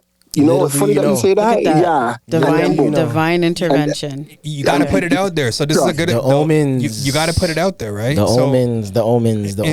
And I love that that we appreciate the role that you played in this and play in it, right? And just I don't want to say knowing your role. That's not it. Like just being able to attend to what you got going on with the family and stuff like that, and letting us still carry the torch, But having said that, so it's like I had reached out already to him to let him know I'm looking to do this. So going back to our relationship, he's not the one to bite his tongue. He's articulate. He's a smart guy, and it shows with the journalist background. But I could have a conversation with him and learn something from it. I could have a conversation with him and get a good opinion or feedback or criticism or an opposing view, and that makes good conversations. Mm-hmm. And I don't know what he would be on a mic, but I know from our conversations where it's like, this is good. It would hold weight, and just having the background. And I guess kind of like what you're saying, it's a different culture, but it's also the same culture. You know what I mean? Mm-hmm. So that's where I was throwing that out, and I just needed to keep throwing it at people. I threw it at people. It was coming at me in a certain way too. And it's just a matter of getting with the right people. So when the introduction was made, he's like, "Yo, come out and we'll talk and all that." It's crazy how many similarities there were in the stories. One of the things too was the separation, because both he and I were going through the separation at the same time. We both had 2 kids. Right. We're around the same age pretty much. So it was like, whoa, like we have a lot of similarities, but I still don't know this guy. And mind you, I'd heard his name 1,000 times. You know what I mean? See, that's the joke there. All grew up in the Rex. Yeah. But that's the joke. So like the amount of connections we did end up having, like outside of just the high schools and stuff like that, like I knew his nieces before I knew him. That's hard too. You know what I mean? So it was even their that's crazy. Like their godfather too knew him before too. So it's just like there was a lot of connections outside. Let's leave it at that. You know, we had just never crossed paths. Yeah. Which is weird. So then when we started having the conversation, kind of like what these guys are saying, it just flowed. There wasn't any rehearsal. Even this stuff, we're still not rehearsing for this or planning it. Like a lot of it is just off the rip, and we're having real conversations. And then a lot of it just became therapeutic because we're sharing our stories. That was a big part. That was a huge part. And we're able to talk about and express these things. Yeah. And to be honest, like, for those that are listening, like we're still getting warmed up with this whole thing. And even if we speak to our old stuff, there's a plan for that. The like original lost tape type episodes. So anybody who's been messing with us thus far, don't worry, you're gonna be able to access some of those at some point, but it's there. And that's like some of the real good stuff, I would think. Yeah. Like the really good stuff. Like going back to the Power Up Podcast Summit, right? A lot of people were there from all over Canada, and some people came from the States as well. And a lot of successful people, a lot of people just starting with their podcasts, a lot of people from journalism, broadcasting, radio. There's a lot of different music, different personalities. Yeah, and I could imagine, yeah. Yeah, and a part of the story was just kind of like what you said before, just being able to put it out there. Oh, no one's going to listen or whatever. And sharing their version of what's going on with them, right? Mm-hmm. So when you say therapy, that became a product of what we were already doing. It wasn't like planned. You know what I mean? And this is a big thing too. I feel like we're still experimenting with a lot of the stuff that we do. in growing with it, like just trying to understand what's going on. And it's like he's got ideas that I don't have, and vice versa. Same with Face, same with Knots, same with you. And that formula, it's attractive. You know, you got a lot of different, like, we're characters at the end of the day, you know, like not just on a show, but in life in general. We're all just characters in this big book called life. And as we continue to develop and grow, it's like, yo, how many people are paying attention to your character? And how important is that story that you're telling? Who resonates with it? Who relates to it? Who learns from it? Who grows with it? You know? And we just had that, you know? Yeah. And it's still developing. And then you guys, I think one of the biggest things for us though is that we're rooted in community because we all come from the same place. so is that how you guys, so then how did you guys bring Knots into it? Yeah, I really don't want to give away too much of this story, you know, because I really like. To me, I this is wanna the live know. event. But this is the live event. It's all good. We do live too, man. We got more in the barrel. So then, you know what I fucked up with? I moved my Hadouken, so I don't even have it on the board. But yo, you trying to stick around or you gotta go? Like you can stick around for this or you muted my. I'm here. All right. So bringing in Knots then. When we started, I was traditionally an audio person, so I would only listen to podcasts and stuff. But I saw the transition happening online where everybody's doing video. Like it's no longer just traditional podcast, which is audio form. It's video now. So we got to start incorporating video. And it's one thing to just set up the board and start recording audio, but someone needs to know Angles and lighting and all of that. And knowing Knots from 19 how long, and then just him also going through the same industry that is media. It's like, who else are we gonna call? Might as well get him involved. Having said that, Knots isn't just that. Like he brings a lot more to the table from the conversation side of things, even when you guys don't hear it on here. Like he'll throw in conversations or questions. He'll throw in Knots his is the Phil perspective. Jackson of this shit. But he's got a whole bunch of things going on in the back end too. Anybody So, who, like, trust me, it's not Knots is the limited to Phil just Jackson recording. of this shit. And you saw what Phil Jackson did with not just Jordan, but Kobe too. So keep that in mind. That's how do you feel about it, or how did you, like when they brought it to you, like how, what was that like for you? Let me do one thing real quick. We're drifting a little bit, and that's okay. But like the question was, why did you start the podcast? So relate that into what you're saying to what she's asking. Naturally, we have conversation. Face and I go back. And funny enough, I'll just even speak a little bit to my relationship with Face. And I haven't even said this to you, Face, but I'm going to say it now. Yeah, I've always looked at you as my older brother since grade 9. Tears. Hold on. Like, yo, out of Face was always one of them dudes. We go back. We go back high school days, Father Redmond days. We go back. Okay, from that perspective, I see what you're talking about. So even too, I remember, and I know Face is not going to remember this, but I remember the super early days of courting my wife. And I used to talk to Face about it, you know, and Face used to just share his wisdom. And I used to take it in, you know. Face and I, we just used to have deep conversations with just life in general. Bun and I go super back as well. And even with Bun, you know, he's another dude that I've always admired, you know. And I can speak for many of us. And Bun, you don't know this, but trust me, all of the man them admire you. And you are the example. Yeah, give me the tissue box. Let me give this guy the tissue box. For Rexdale in Oh, you crying. general. You know what I'm saying? Real talk. Like there's way too many things that we could even bring up, and you and I even used to have Hold hands. deep conversations, and even when you were going through your situation, you know, that Shout out you to just boyfriend. spoke on, and just even, you know, being alongside you and you know, having the honor of you even opening up to me early to speak on your situation and just to get through it, and you're still getting through it, and just to see your strength and your growth. Damn it, man. I start crying. Dog, you've, like, real talk, you're one man that has I went love through you it. guys. You're one who went through Your it. friendship is so You're beautiful. one who still is going through it.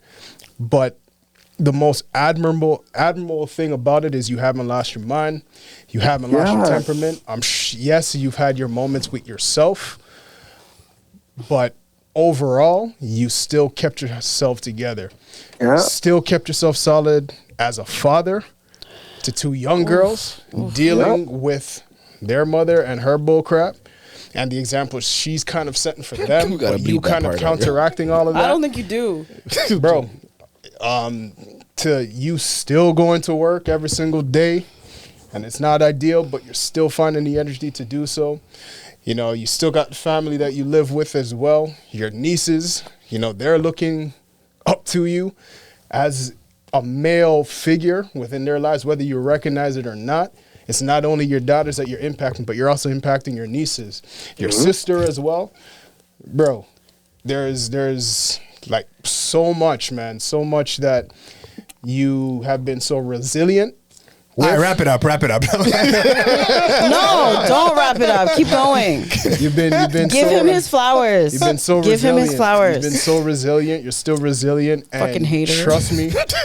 Trust me, like us, yo, the mandem in general really admire and appreciate you. You're an amazing example as a man in general, not only a black man, not only a man from Rexdale, just a man in general, you know. So shout out to you, man. And then SB, our relationship was developed through here, and then just even this past almost 3 years now, developing that relationship and even having deep conversations. And you're a person that I can like really get deep to, and you're a person that I can actually kind of get a little vulnerable with and get your perspective, because I'm a guarded person in general. And the funny thing about it is that people kind of come to me for advice and kind of guidance, but you know, you are a person that I could lean on you know, when I need some direction, you know, especially with you being so heavily educated in self-growth. It's reflective, and a lot of times I sit back. Yeah, I'm cutting in between the cameras and such, but dude, I admire your growth. I admire everything that you're going through, similar to Bun, everything that you're going through, and you're still holding yourself down. You're still being active with your kids. It's admirable. So, yo, shout out to you. Thanks, man. Yo, give me like 15 more minutes, bro. We gotta wrap it up because I'm talking a little too much. You're such a shit. But did he answer the question? Did he answer the question? No, I'm wrapping it up. I'm just saying this. So, All right, give me 5 more. with me being intertwined with you guys, we had these conversations way before this was developed. So when Bun approached me about this idea, first and foremost, it was a perfect opportunity to continue to practice the craft of this video production, because I was kind of falling out of it, to tell you the truth. Bro, because I was just getting busy with man. Kids and job and all of that stuff. So, you know, doing this kind of brought back my love for the craft, and you guys are kind of seeing it now, right? And now I'm starting to get inquiries with, you know, additional gigs and such. So that's why I've been so heavily invested with this. But more importantly than the dynamics of our chemistry, this chemistry is so important for the masses. There's so many people that are going through, and there's nothing special about us in the sense of we're just everyday folk. Valid. There's so many people that can relate to us. Pree, our show was growing steadily, but we started experiencing exponential growth when you came on the show. I can name at least 5 names who said, yo, Pree was a good look. I even dropped the name. You did. Earlier we're talking. You did. I shared this with him 2 years ago. Yeah. Why is it now all of a sudden? He's tuning into the clips and such. I'm not gonna name no names, but yo, shout out to you. Shout out to you because we go back to from diapers. Yeah. So yeah, man. So it's a benefit to have you as well. Thank you. And we direly needed that female perspective, and with your perspective and your experiences, there's so many people that gravitate to you that you don't even know yet. A strong, and you're kind of just starting to see it now, right? That Just need you to open up even more because the average folk needs this. Yeah. And as much as it's therapy for those who are in the room, this is actually therapy for the masses who are seeing it. This just needs to get pushed out even more and more and more. And that's why I find it important to produce this to the best ability so that it looks good, it sounds good. Why? So that it can really hit the souls, because that's what we're really about. I love that. Only going up this year. Love it. All right, guys, put away the Kleenexes. Yeah, My buttons aren't working. I got close still. But we gotta ask you. So you gotta give me my buttons. I've been killing these buttons this whole time. Can't, because Face is still on the line. So you hang up on them. you're still sticking around there. What's up? You're good? Yeah, you can keep going. All right. At the expense of my buttons. Yeah. Hadouken. I mean, thank you, Nats. It's a little chippy though. I don't know if you can hear me, but it's a No, we little could hear you. We could hear you. You're good. Okay. You're good. I'm gonna bring it back to Pree. The questions on it's your moment, your floor. But yo, thanks a lot for all that. That was really touching. Pause. But on you, what attracted you to this whole thing? What did you see for yourself? And again, the original question. Well, first off, sorry to cut you off. Yeah. Sorry to cut you off, That's but all good. I want to hear the breakdown of, first off, why did she come on the show as a guest? Okay. Because Pree was a guest before she joined. That journalism degree. Like, you know what I mean? Like, I just want to hear where the shift changed from just being a guest to like, no, I could be a part of this. Like, I want to hear that. That's a good question, yeah, because she was here that Great question. Great question. So that was a really good episode too. If anybody who hasn't watched it, the guest part is literally all because of this gentleman caller to my right. Honestly, because of Bun, like he was telling me about it.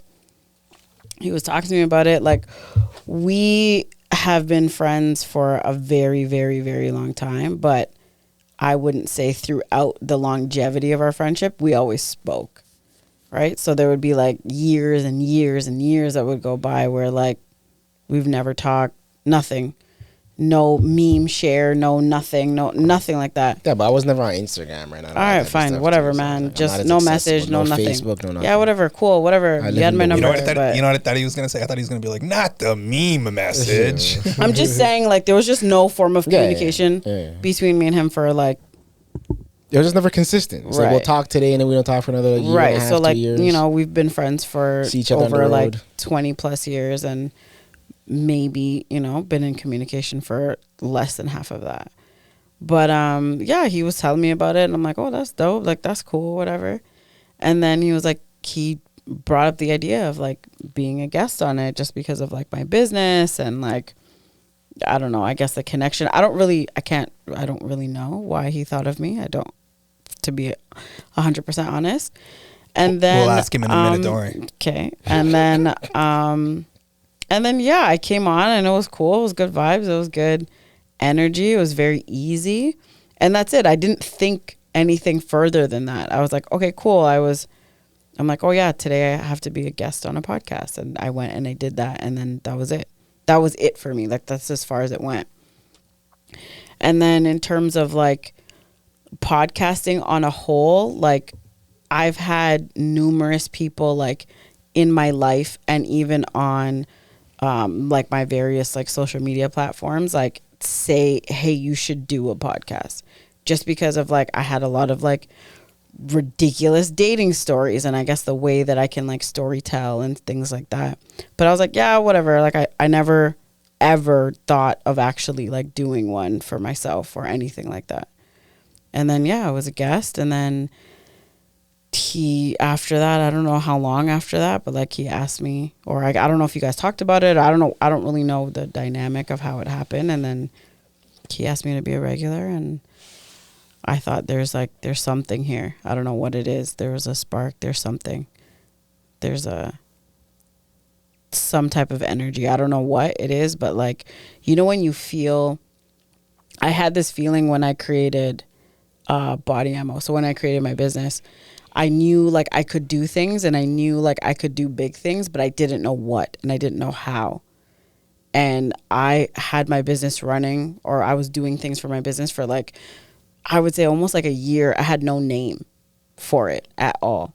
And then one day I woke up and literally that name came to me. And that's kind of how I felt about this. Like, I was just like, I don't know what it is. I don't know what's going to happen. I don't know where it's going to go, but I feel like it can be something big. So then somehow, I guess you guys liked me. And then he asked me to be a regular. And that's how it started for me. I'm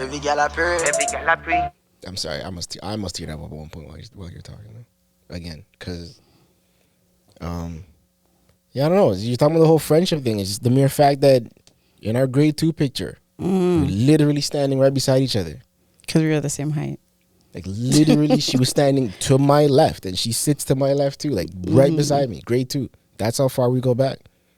And like there are a good amount of people that know that, but there are also a lot of people that don't know that. So when they hear it, it's like, what? Like, you guys know each other that long? It's like, yeah, like, and it's never been bad energy. Right. Even though, like you said, we wouldn't talk for how many years. It's like, there was never any point where it was like, yo, fuck Pree. Like, it was never any bad energy. It's always been positivity. Yeah. So I don't know, once I guess I became a bit more familiar with your brand and stuff, and then I had gotten a couple of bracelets. It was like, then we had you on here with us. You were introduced to the idea of like, the Madam are trying a thing. Like, if there's one thing the Madam going to try this time around, it's this one, because this seems like the right one. So we're doing this, and I was like, yeah, come chop it up with us. Chop it up with us for a little bit. I don't remember where you were though. Like, where were you? Were you gone to New York or something at that point? I don't remember now. Yeah, I don't remember. Yeah, but then he wasn't here for some reason. Yeah. I was like, yeah, perfect. Like, come this day, and then we'll do something. And like I said, that was a pretty good episode. Like, that was a really good episode. That was one that was kind of rough when the budget wasn't up there, but like, I mean, the audio was nice, like, but we were figuring it out. And it's just crazy how that felt like so long ago, but it really wasn't that long ago. But yet somehow we're still here. Only going up this year. And we're figuring it out. Yeah, that's actually big too. Not to like. Did you guys talk about it? Which part? So because initially, right, this is like, it was you three and obviously like knots or whatever. So then what made you, I don't know, I'm assuming there was a discussion, not that there was like a sole decision. For me, I'll just speak on just going back to like the whole connection and whatnot, the whole rexdale upbringing.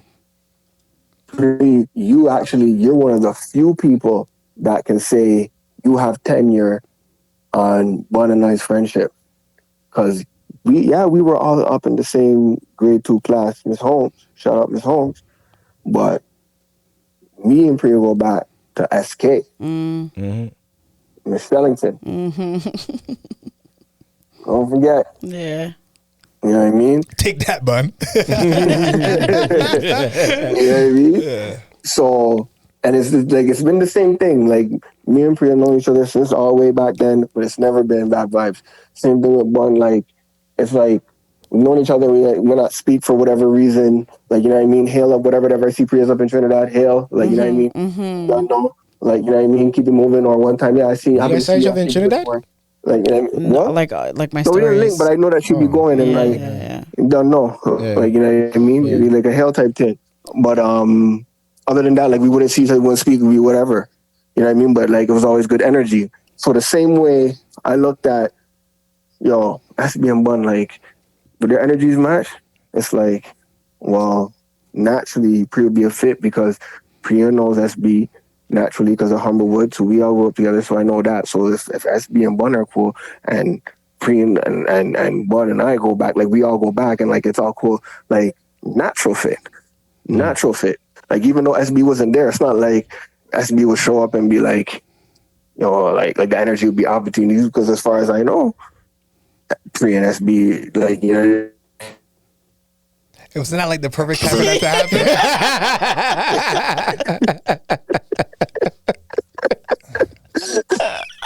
That was all me. I planned it. You chipped out right when you were saying that, like that line right there about SB. It's funny because you chipped out too, because I was wondering, I was just like, I kind of missed the joke because it chipped. Yeah. Long story short, like, it'd be a natural fit. That's rough. Natural fit. So that's why I knew Pree would be a proper addition to SUP, and not only would she just fit with the show, but she would add to the show. And clearly, like Nat was saying, her addition, like, look what it does, right? Yeah. Pree, you've always had the juice to me. Some people just have the juice. Yeah. And some people ain't got the juice like that. You got the juice. And I've always rated that. I've always respected that too. Appreciate that. Even though it's like, we went to junior school, we drifted like to different middle schools and then high schools, but even from afar, I always knew that Pree had the juice like that. I appreciate that. So thank you. It's like, why wouldn't you be on here with the juice? Thank you. I mean, also me and Nats go back to high school, so yeah, there's a connection. Lame ass. Like I'll go back. We beat you guys every year. Shut up. Lame ass West Humber, yo. Anyways, I feel like that's enough about this rexdale stuff, to the man. world. There is a plan to further this story a bit more when our live event happens. It's in the works. We're trying to figure this out. We're doing very minimal planning at the moment, but now that it's summer and we're going to get a few breaks here and there, there is something coming. So to all of our loyal listeners who've been listening and the ones who started watching, thank you for sticking with us thus far. Yeah, so let me add into that real quick, though. Like, based on the event, there's a great book from one of the speakers that was there, Eric Zoom, forgive me. And he brought up some really good points about podcasts in general. So if you guys want to learn about this a little bit more and do your own thing, go take a look at that book. But he goes, he didn't say this, but someone there, between 50 to 70% of podcasts fail within the first year, right? Mm-hmm. So the reasons being consistency is one of them. People just getting bored after a while is another one. Audience engagement and the lack of audience growth is another one. What does he define failing as? Like the podcast stops? It's just they stop, not pretty much. Like Yeah, or promotions and stuff like that. So shout out to all the promotions that we got, sponsors. Shout out to everyone. Obviously everyone. Everybody that's watching it. Yeah. Everybody that's watching it. And then when we're emphasizing stuff like, yo, hit the like and subscribe, share it with a friend, give us some engagement, stop hitting us on the ones, like you'd say, yo, do that. It's going to allow us to grow this into something bigger. You guys got to support local, man. So it's not even just that. Like, we truly enjoy conversations. Oh, for sure. Like we want to have that engagement. Like, you know what I mean? So like, please, like, feel free to like comment and get in on this, because we're like, as much as it's therapy for us, like, we love new perspectives. We love new understandings, new logic, new reason. And it's like, bring it. You know what I mean? Maybe there's something we're missing. I agree with all that, right? And then it's like, a part of the reason why I wanted to do this outside of us is I need an amplified voice. Like, I need to be able to say stuff where a lot of people hear it. Like, I want that level of influence. And I'm sure to a degree you guys might also agree with that. And not to make it a hard term, but like the shooting that just happened, right? There's a 61-year-old that just got shot by Naki. And I think you've mentioned it, Face, that a second person died as well, right? out of the 5 that were taken to the hospital. Yeah. And then even some of the stories that we were sharing before, like there's a certain level of responsibility with this thing that I think we could actually make a difference. Because a lot of the things that are going on right now aren't working. And not to pinpoint anything, but just even like mayors and stuff like that, they're all going to say something that's going on. Okay, well, we want to reduce crime. Well, crime's already up more than it was last year. Not to pinpoint it on one person, but I really think if you support your community, as in us right now, we could have a bigger voice for it to be heard where the right people actually hear it, and we can make certain differences, not just relating it to this incident, but other incidences as well. There's like a lot of things that are going on, but that's important to me, to be able to make some sort of positive change for people. So yeah, as much as we love the conversation, we want to help the viewer grow. We want to grow. I'm speaking for you guys, so correct me if I'm wrong, but that sort of stuff's important to me, man. So yeah, please like, subscribe, share, engage, help us grow. Shout out everybody who's a new listener or old-time listener. But with that said, I think we should probably take a quick break because I'm getting kind of thirsty still. I will be back with one more segment, I guess, with some perspective. Yeah. Stick around for some of these sponsors.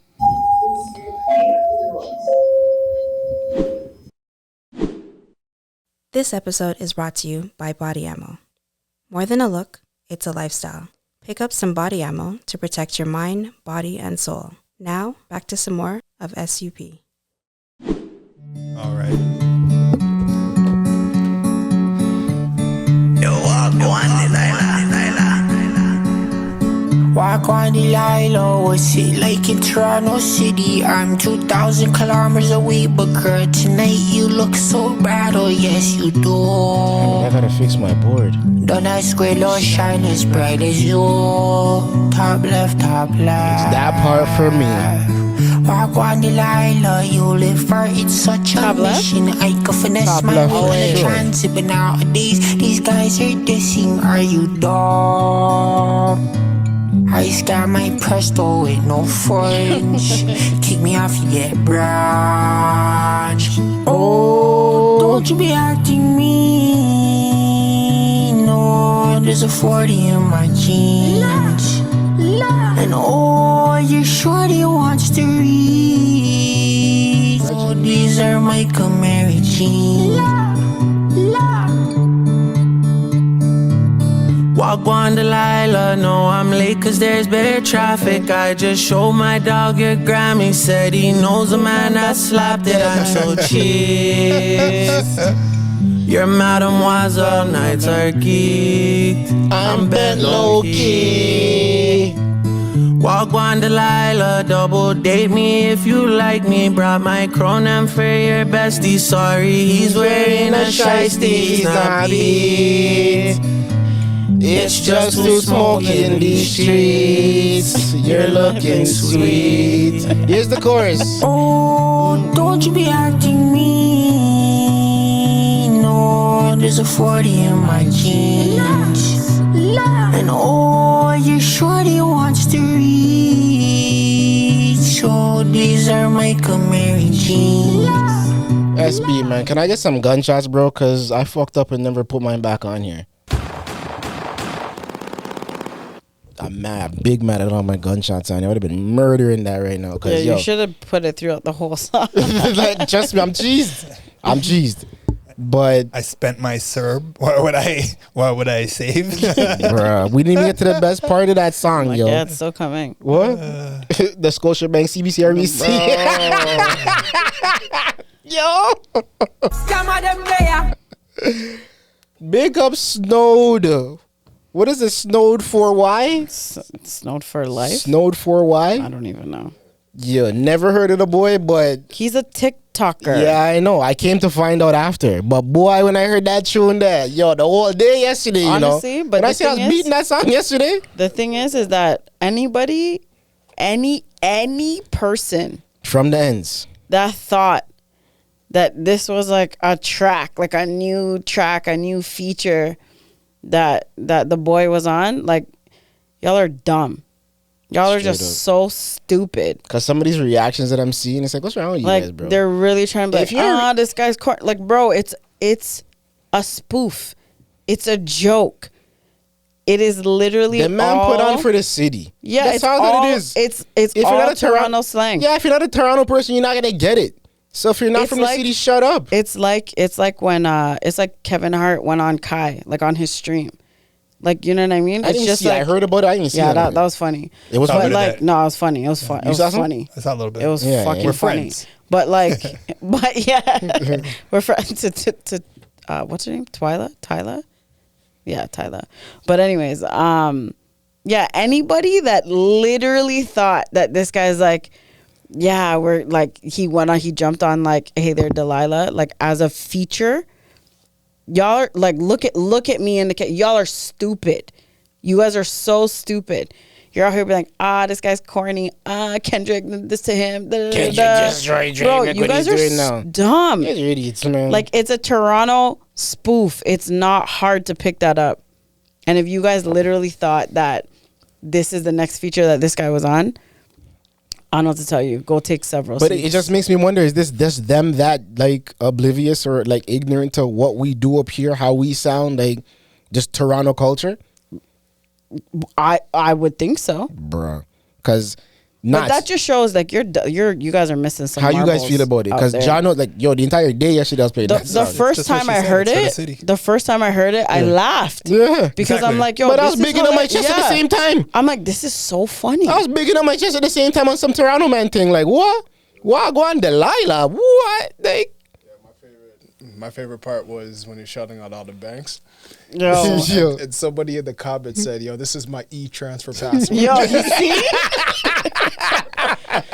and all that too. They probably don't even know what, they don't have e-transfer over exactly, there. cash so apps. they don't even get it. Yeah. Venmo, this, that, whatever. Yo, shut up. Bruh. You guys are stupid. Trust me, yo. Like, it's you guys probably don't even know what he said. You guys that probably part. Cannot decipher. From the man said, what he's Gwan, they're still probably trying to figure that part out. You know what I mean? Complex wrote an article, try to break down the lyrics. Yeah, eh? Yeah, right. They did. I'll send it to you guys. From I heard the boy on some like, yo, talking about his boy slapped it. I'm so cheese. Yo, you know the ones, bro. Like, all of it. You know those ones. You know those like, ones. There's beer traffic. You don't know what that is. Like, you know what I mean? Bruh. The man has on a shiesty. Like, Gardner shut up. life. Yeah. He's not beat. Exactly. He's not on the shiesty. He's just got a smoky in the city. Like, it's hot out here. Exactly. Presto card with no front. Right? With no front. Like, scammer them there. You guys know what that means? Yeah. No. Scammer them there. A man that slapped it. Like, Yeah. bro, do anything. These guys are probably, what is he talking about? Exactly. You don't understand. You don't get the concept. You don't get how hilarious it is. And that's why I rate it as a Toronto man. As a Toronto man, I rate that song. And I'm going to continue playing it. One of the construction workers down the street, I was beating it, loud. Man looked at me on some like, yeah, hey, like, give me one of those. I'm like, how you feeling about it, buddy? This guy's like, I fuck with it. It's funny. It's a great spoof. It's funny. It's hilarious. It's amazing. And it did what it was supposed to do. I loved every single last thing about it. But for anybody that thinks that this was like something real, like, I think they're like, how did they get the rights? Like this. It's not a fucking song like that. It's just not. It's just like Weird Al Yankovic from way back in the day. Yo, that's a good point. But Drake just decided to jump on it with the man. Like, what the hell? You know what I mean? Like, and some Toronto man energy. And that's why I loved it. When you hear it, like just with him, like just the SNOWD4SUP, whatever the guy's name is.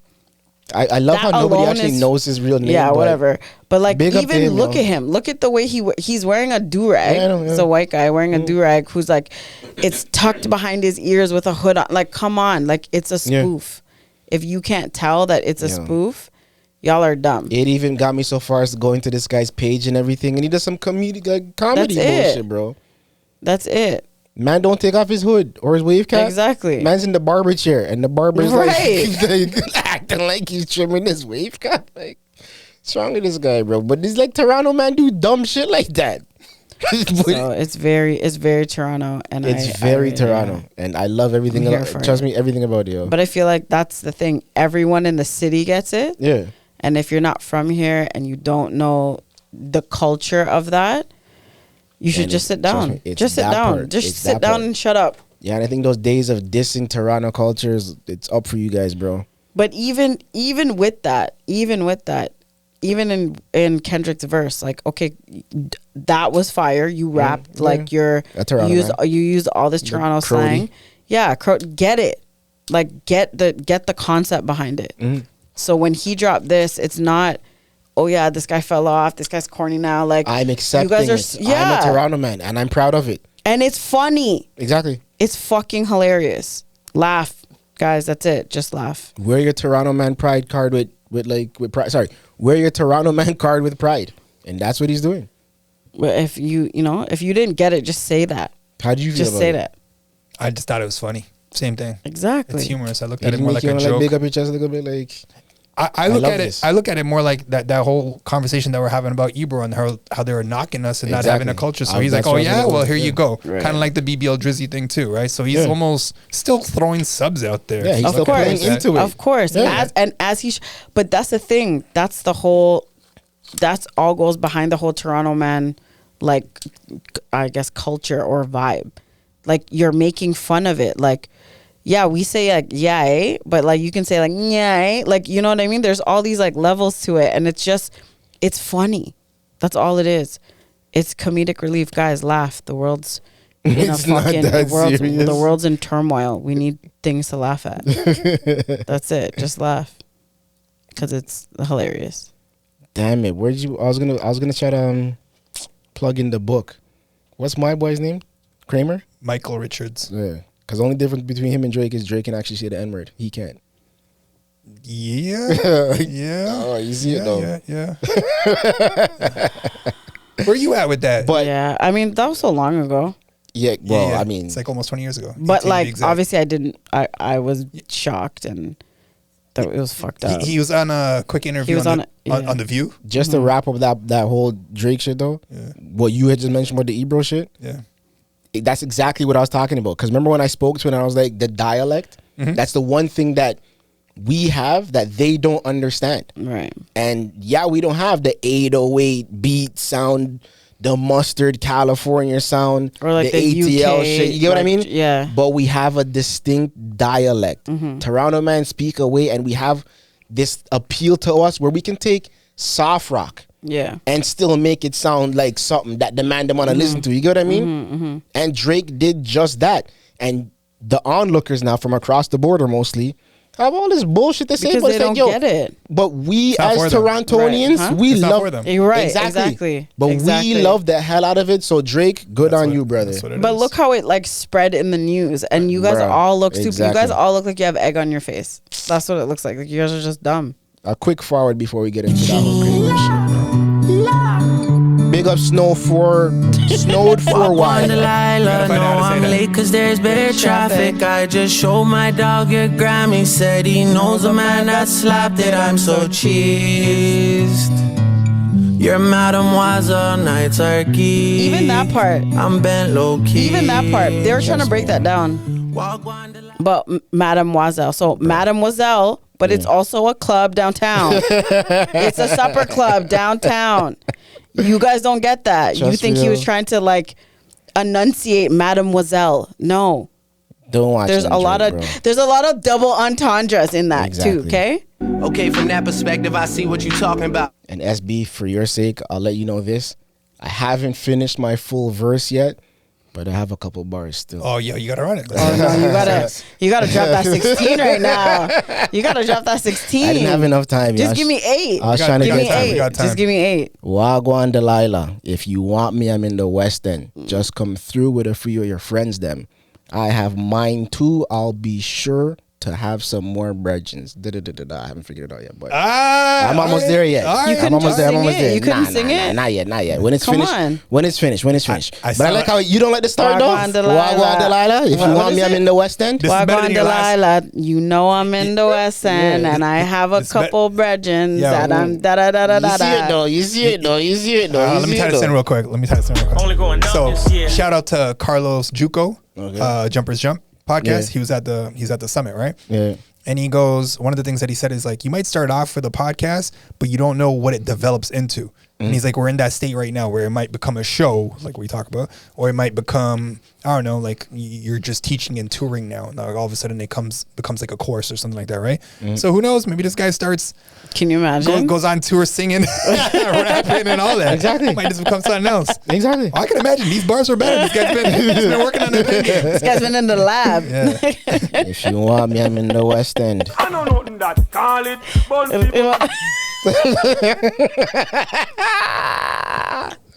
Anyways, going to this Kramer shit. What's up? Let's get into that real quick before we get out of here, bro, because time's catching us. There ain't nothing to say. Because you haven't gotten through the entire book yet? I haven't even started it. What is it, his memoir? Yeah. So Jerry Seinfeld put out a post. Okay. I follow him, and he rarely does that. And then I saw it. I'm like, oh, Seinfeld shoot. rarely posts? Yeah, he rarely posts on IG. And he's like, oh, one of my best friends. This guy's made me laugh more than anyone else, yada, yada, yada, something like that. And boom, there's the book. I'm like, oh, shoot, let me go get that right away. So I got that. He's got to wait, though. Like, I got a lot of things going on with books right now. But he was on The View. And I happened to see it. You saw what he said on The View? Yeah. I just saw a clip of it. But it was interesting. It was like it was just, I like what she said. I forgot her name. No. The girl who's asking the questions?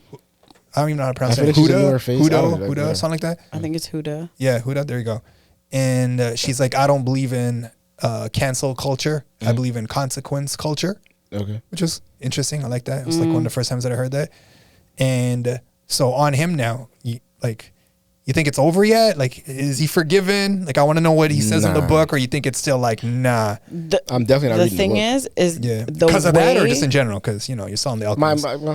The way don't do that. The way in which he said it, when he said it, bro, how are you gonna come back? Like, what can you say? Like, you don't have a leg to stand on. Yeah.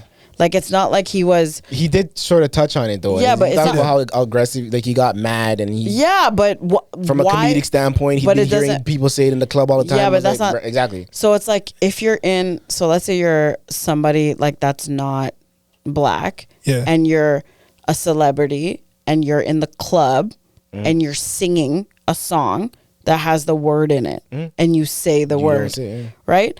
That I think, I mean, I don't say it. So even when I sing or whatever, like, I just like, will pause. But like, if you're a celebrity and you're saying it like that, I can get how people can forgive you for that, because you're just like singing a song and you're not thinking, and maybe you were drunk or like whatever. No, now you know. But to say it in the way he said it, This he was guy on thought stage. that was funny because of what he says after that. I picked up on that, but it wasn't worth the interruption. I'm just saying. All right, go on. That was the end of what I had to say. He's a sus the runs. It added to what she said. I was just adding an audio on the back. People say that when they're listening to the track, but it's been 20 years. Going back to that quote, I'm not saying it's okay, but can he get out of that now? Is he apology justified? No, not matter. for me. I'm not. I could care less. Never. About Period. I was never. So he's got to be on Godfather of Harlem, because those Italian guys are ripping the N word. Like, I feel like half the people on that cast just wanted to be able to say it like that. I didn't know he's Italian, by the way. Did you know he's Italian? I thought he was Jewish. No, I didn't.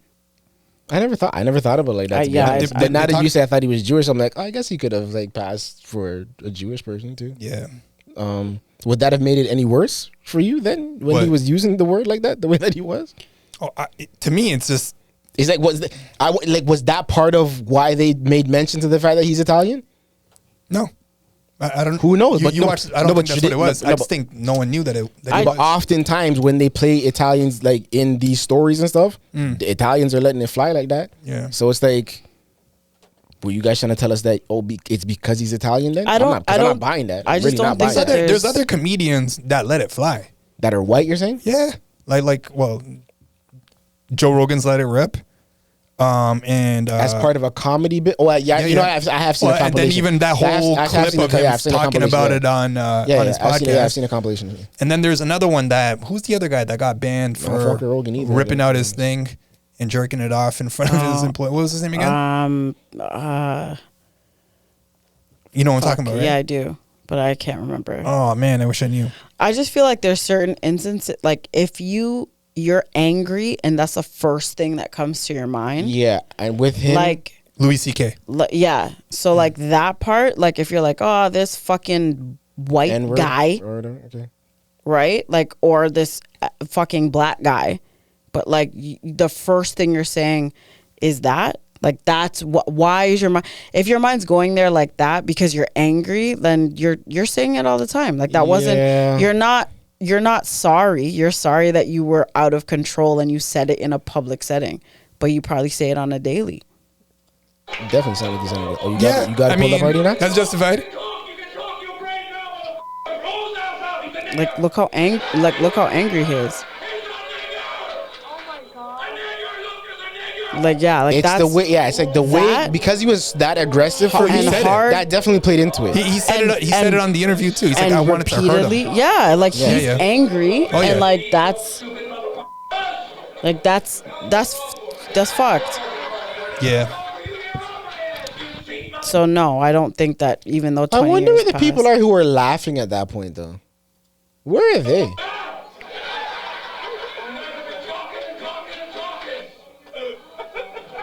That's actually a good question. I would love to know where these people are. Well, it's a crowd, for one. Yeah, I know.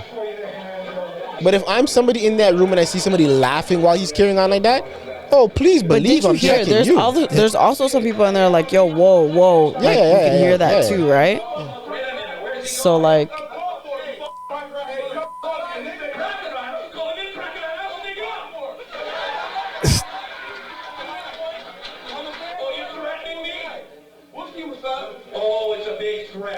I mean, that's oftentimes the difference between us and them, because Canadians are different, bro. It ain't like that over on this side for the most part.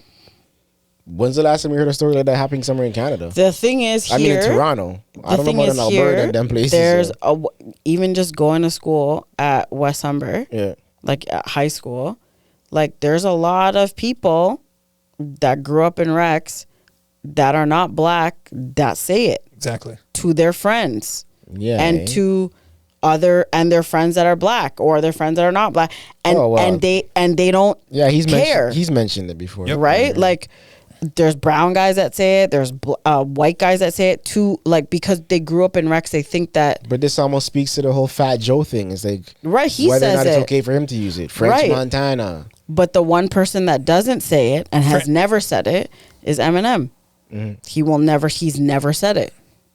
So no, there was a leak. There was a leak tape of him. Yeah, there was. There was an Eminem leak tape of him saying it. Was there? Yeah. French is Egyptian. Can you not say it? That's the argument. But why? He's from Morocco. Oh, right, he is. Okay. And that's kind of like. But what's Joe? Dominican? Yeah. Puerto Rican. Puerto Rican. Yeah. But he's saying he didn't know. And Fat Joe. You said Joe. Wait, who did you say? And Big Pun used to say it. Yeah. All the time. Yeah. I just wanted to. Fat Joe talks about that in his book, by the way. I just wanted to speak but Drake's not allowed to say it. I just want to speak on That's to just what Kendrick you said said about people in Rexdale saying it. The N-word. How I learned the N-word, I remember very vividly, was in grade 6. The first time I ever heard the N-word, and I didn't even know what the word was a white classmate of mine. His name was Ashton. Wow, way to air him out. What up, Ashton? Make sure you hit the link, like and subscribe. Hit the notification button. I'm going to send this guy some messages. Yo, air out his last name too. Listen. He didn't say it. Oh, he didn't say it? We used to hang out. And I remember going to his house for lunch one day, and his parents was there. Whoa. And his parents took a liking to me. And his parents said something along the lines of, oh, he's a nice kid. You know, he's not a nigger. And again, I was in grade 6, so I didn't know what the heck a nigger was. And hard R? Yes. And I remember hold on. Did they know you were present? Or you were like in the other room? You're like hard R. Said it in front of me.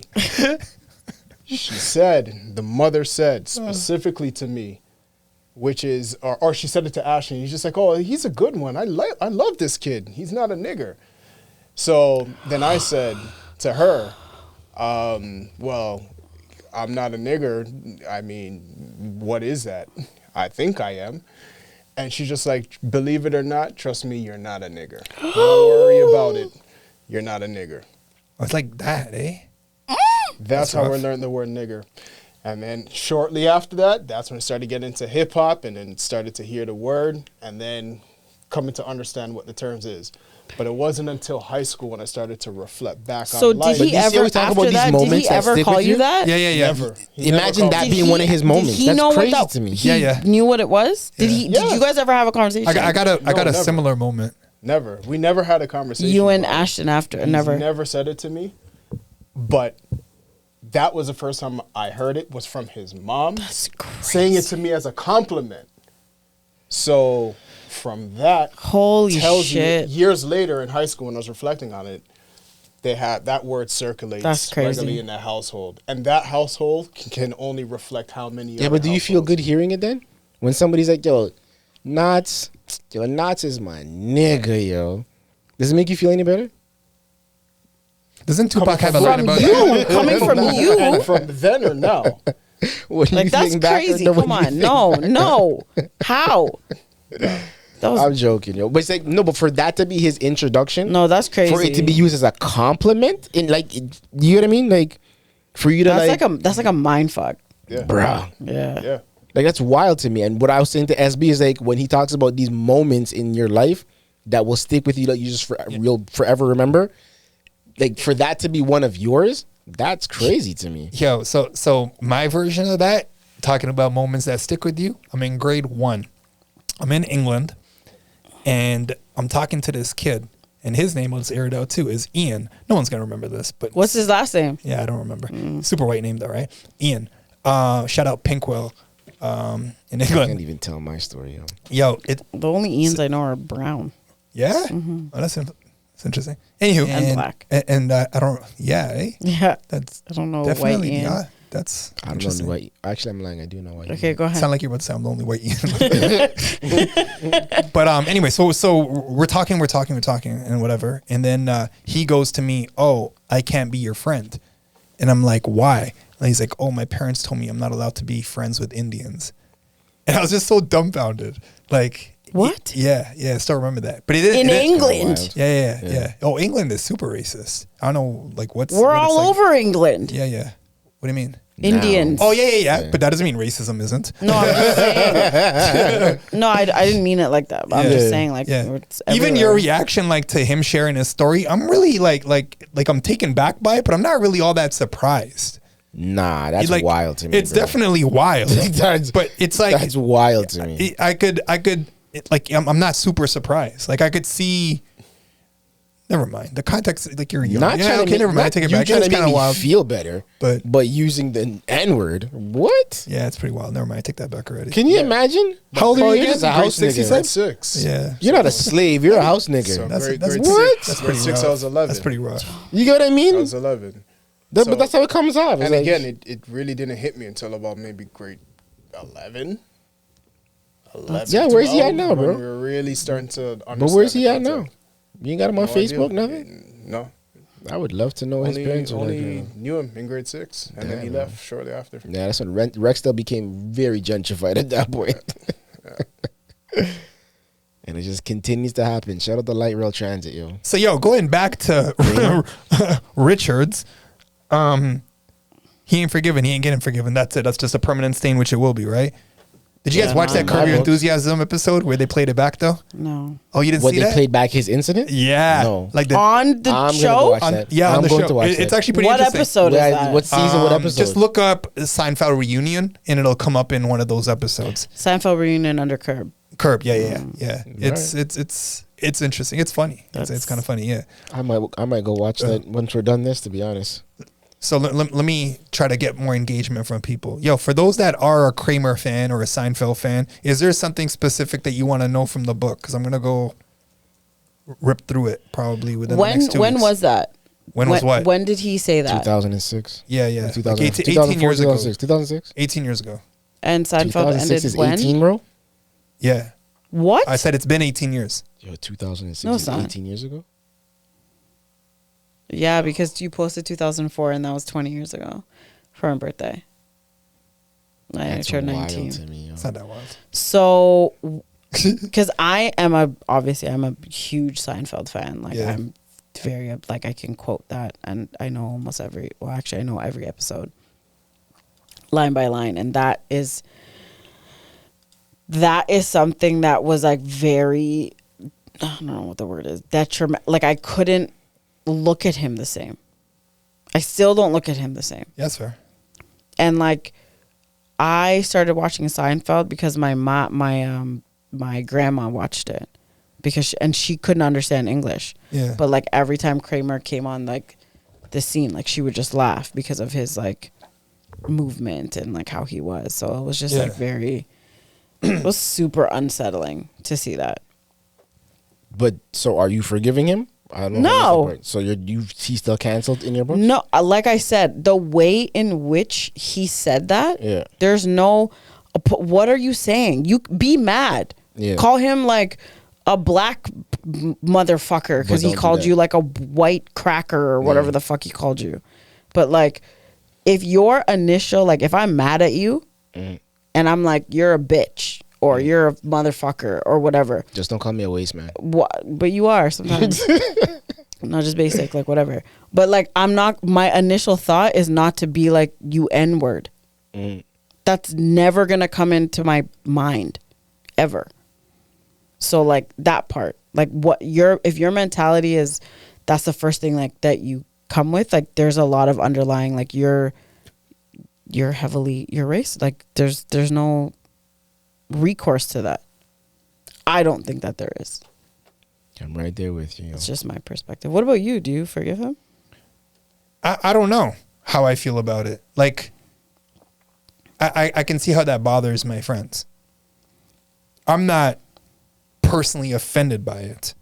I'm like, I don't feel like I'm not black. You get what I'm saying? I could see how my friends would be offended by it. I could understand that point of view. I'm curious to know more about his friends that are black. Do they forgive him? Do they understand the context? And ultimately, that's all that and when you matters, say it makes him racist, I disagree. Like I would like him saying the word isn't necessarily him being racist. And just breaking down that interview, and this is just how I'm taking it in. He's like, I reacted out of anger because I wanted to hurt him. I wanted to get him back. It's not necessarily I'm racist and I hate black people or any of that stuff. You get what I'm saying? Also, to put into the equation, he just used racial slurs is what you're suggesting? Say it again? You're suggesting that he just in that moment got upset and decided to fight back with racial slurs, whereas he's not. That's what he's saying. Everyday racist where he's like, trying to take away from black people. I don't feel like you need to be black to be offended by it. That too. Like I don't feel like that. So like, fair. I'm not like, if something happens that is like a racially charged thing to someone or anybody, not even black people, like to whatever, any race or type of people, like I don't feel like you need to be that to be offended by it. That makes sense. For me. Yeah. And like I feel like because of like everything that like I've seen, witnessed, like to my friends, to myself too, just because I'm a darker skin tone within my own culture. Like it's just so that kind of stuff really irks me. It doesn't sit well with me. I can't handle it. I can't handle anything in relation to it. Yeah. So like, I was offended by it. Like I was like, this is like you're fucked. Like, and I don't think there's any like recourse to it. But like, I guess everybody has their own perspective and opinion about it as to where it's rooted from and how it affects them. And then playing the video that we just played right now, it's like I'd be really curious to like see who are the people that are laughing at it. Is it just white people that are laughing at it? Like they're kind of egging him on to continue with him getting the laughs. Being a comedian and you're getting laughs, it's almost kind of like, okay, something's kind of working here. Whose expense is it at? I get that. Is he expecting this to be played in front of everybody and, get hit by the consequences and stuff like that? Probably not. A lot of people didn't find it funny, clearly. Going back to what you're saying, I could totally relate to that point of view. Like, okay, well, you don't have to be of the race to feel offended. I'm not just looking at it like that, because I feel like there's a lot worse things that are going on that are happening than for me to sit there holding a grudge with this guy right now about whatever. At the time, I think it's totally fucked, but yeah, I'd be curious to know what his friends think about it. My perspective To may me, differ from yours. I'm going to read his book. I want to see what he talks about it, if he brings it up, how he brings it up, and maybe shed some light on it. But yeah. That Kendrick perspective plug, I put that in because Auntie's Diaries, the way he ends that song off, I want to hear a part 2 to that. Hold on. Because he talks about, like, right, go ahead. Why can't he let that white girl on stage say the N-word? Say it again?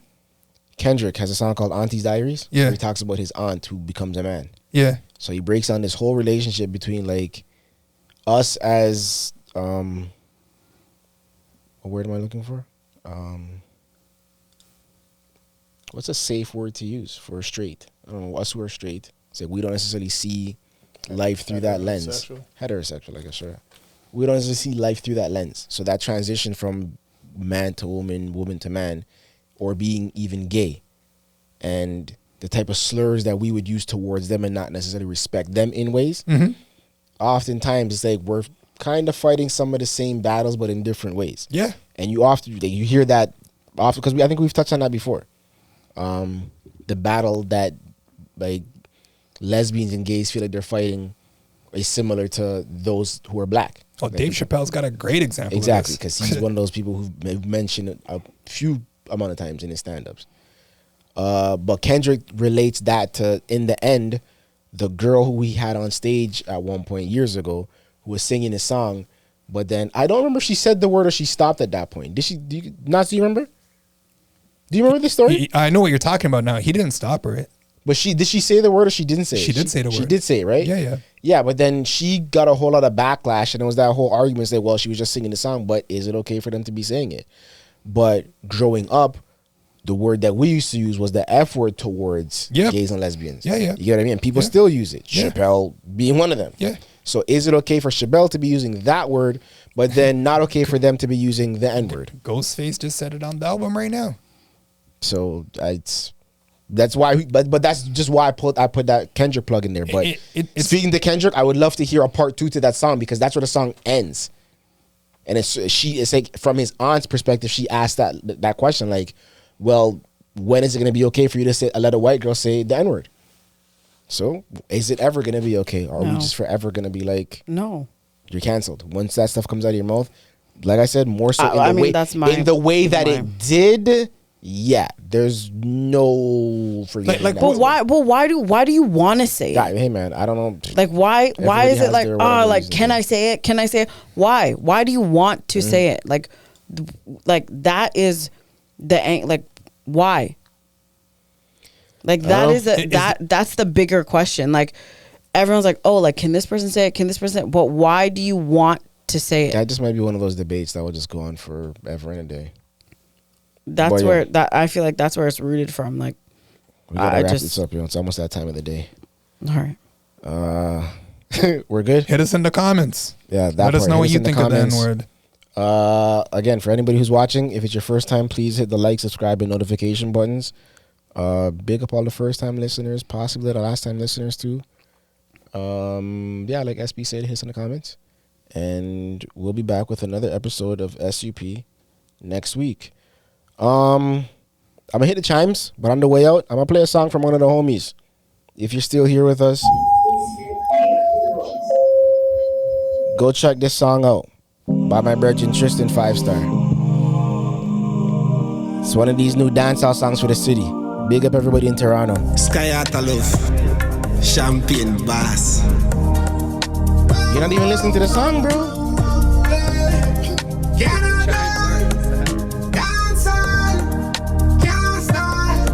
Any party where you see me go, back a service to Casamigo. Lick a digger, please watch your ego. Birdie fly far like a eagle. Dre Barryton, like I'm a flancer. Two big sound on the plaza. Vent and a show, call me say Gaza. Tonight me I bring home somebody data. Come a foreign, come sit up and beat them. Used to go to paradise every weekend. Was a blank, give it turn up with a real friend. Big up some booking from over east end. Cause we are Jamaicans, represent for the culture. Yeah, nah, give me get a close up of the flag into the town or something, bro. Like, cause we are Jamaicans, represent for the culture. Represent dancehall can't style. Big up British and Wonder. Oh, Canada, big up white and bright. Big up Nicky It's gotta be on the remix, eh? We are the first CD sound. Who remember when history touched down? Big up Logic. Who remember when Flux did a kick? Martin Loud when Fire Kid a speak. Big up Fire Kid. Lady, stand firm on your feet. Cause we are Jamaicans. We're Torontonians. Represent dancehall. Dancehall can't stall. Cause we are Jamaicans. Represent for the culture. Represent dancehall. Dancehall can't stall. Big up Tristan, 5-star every time.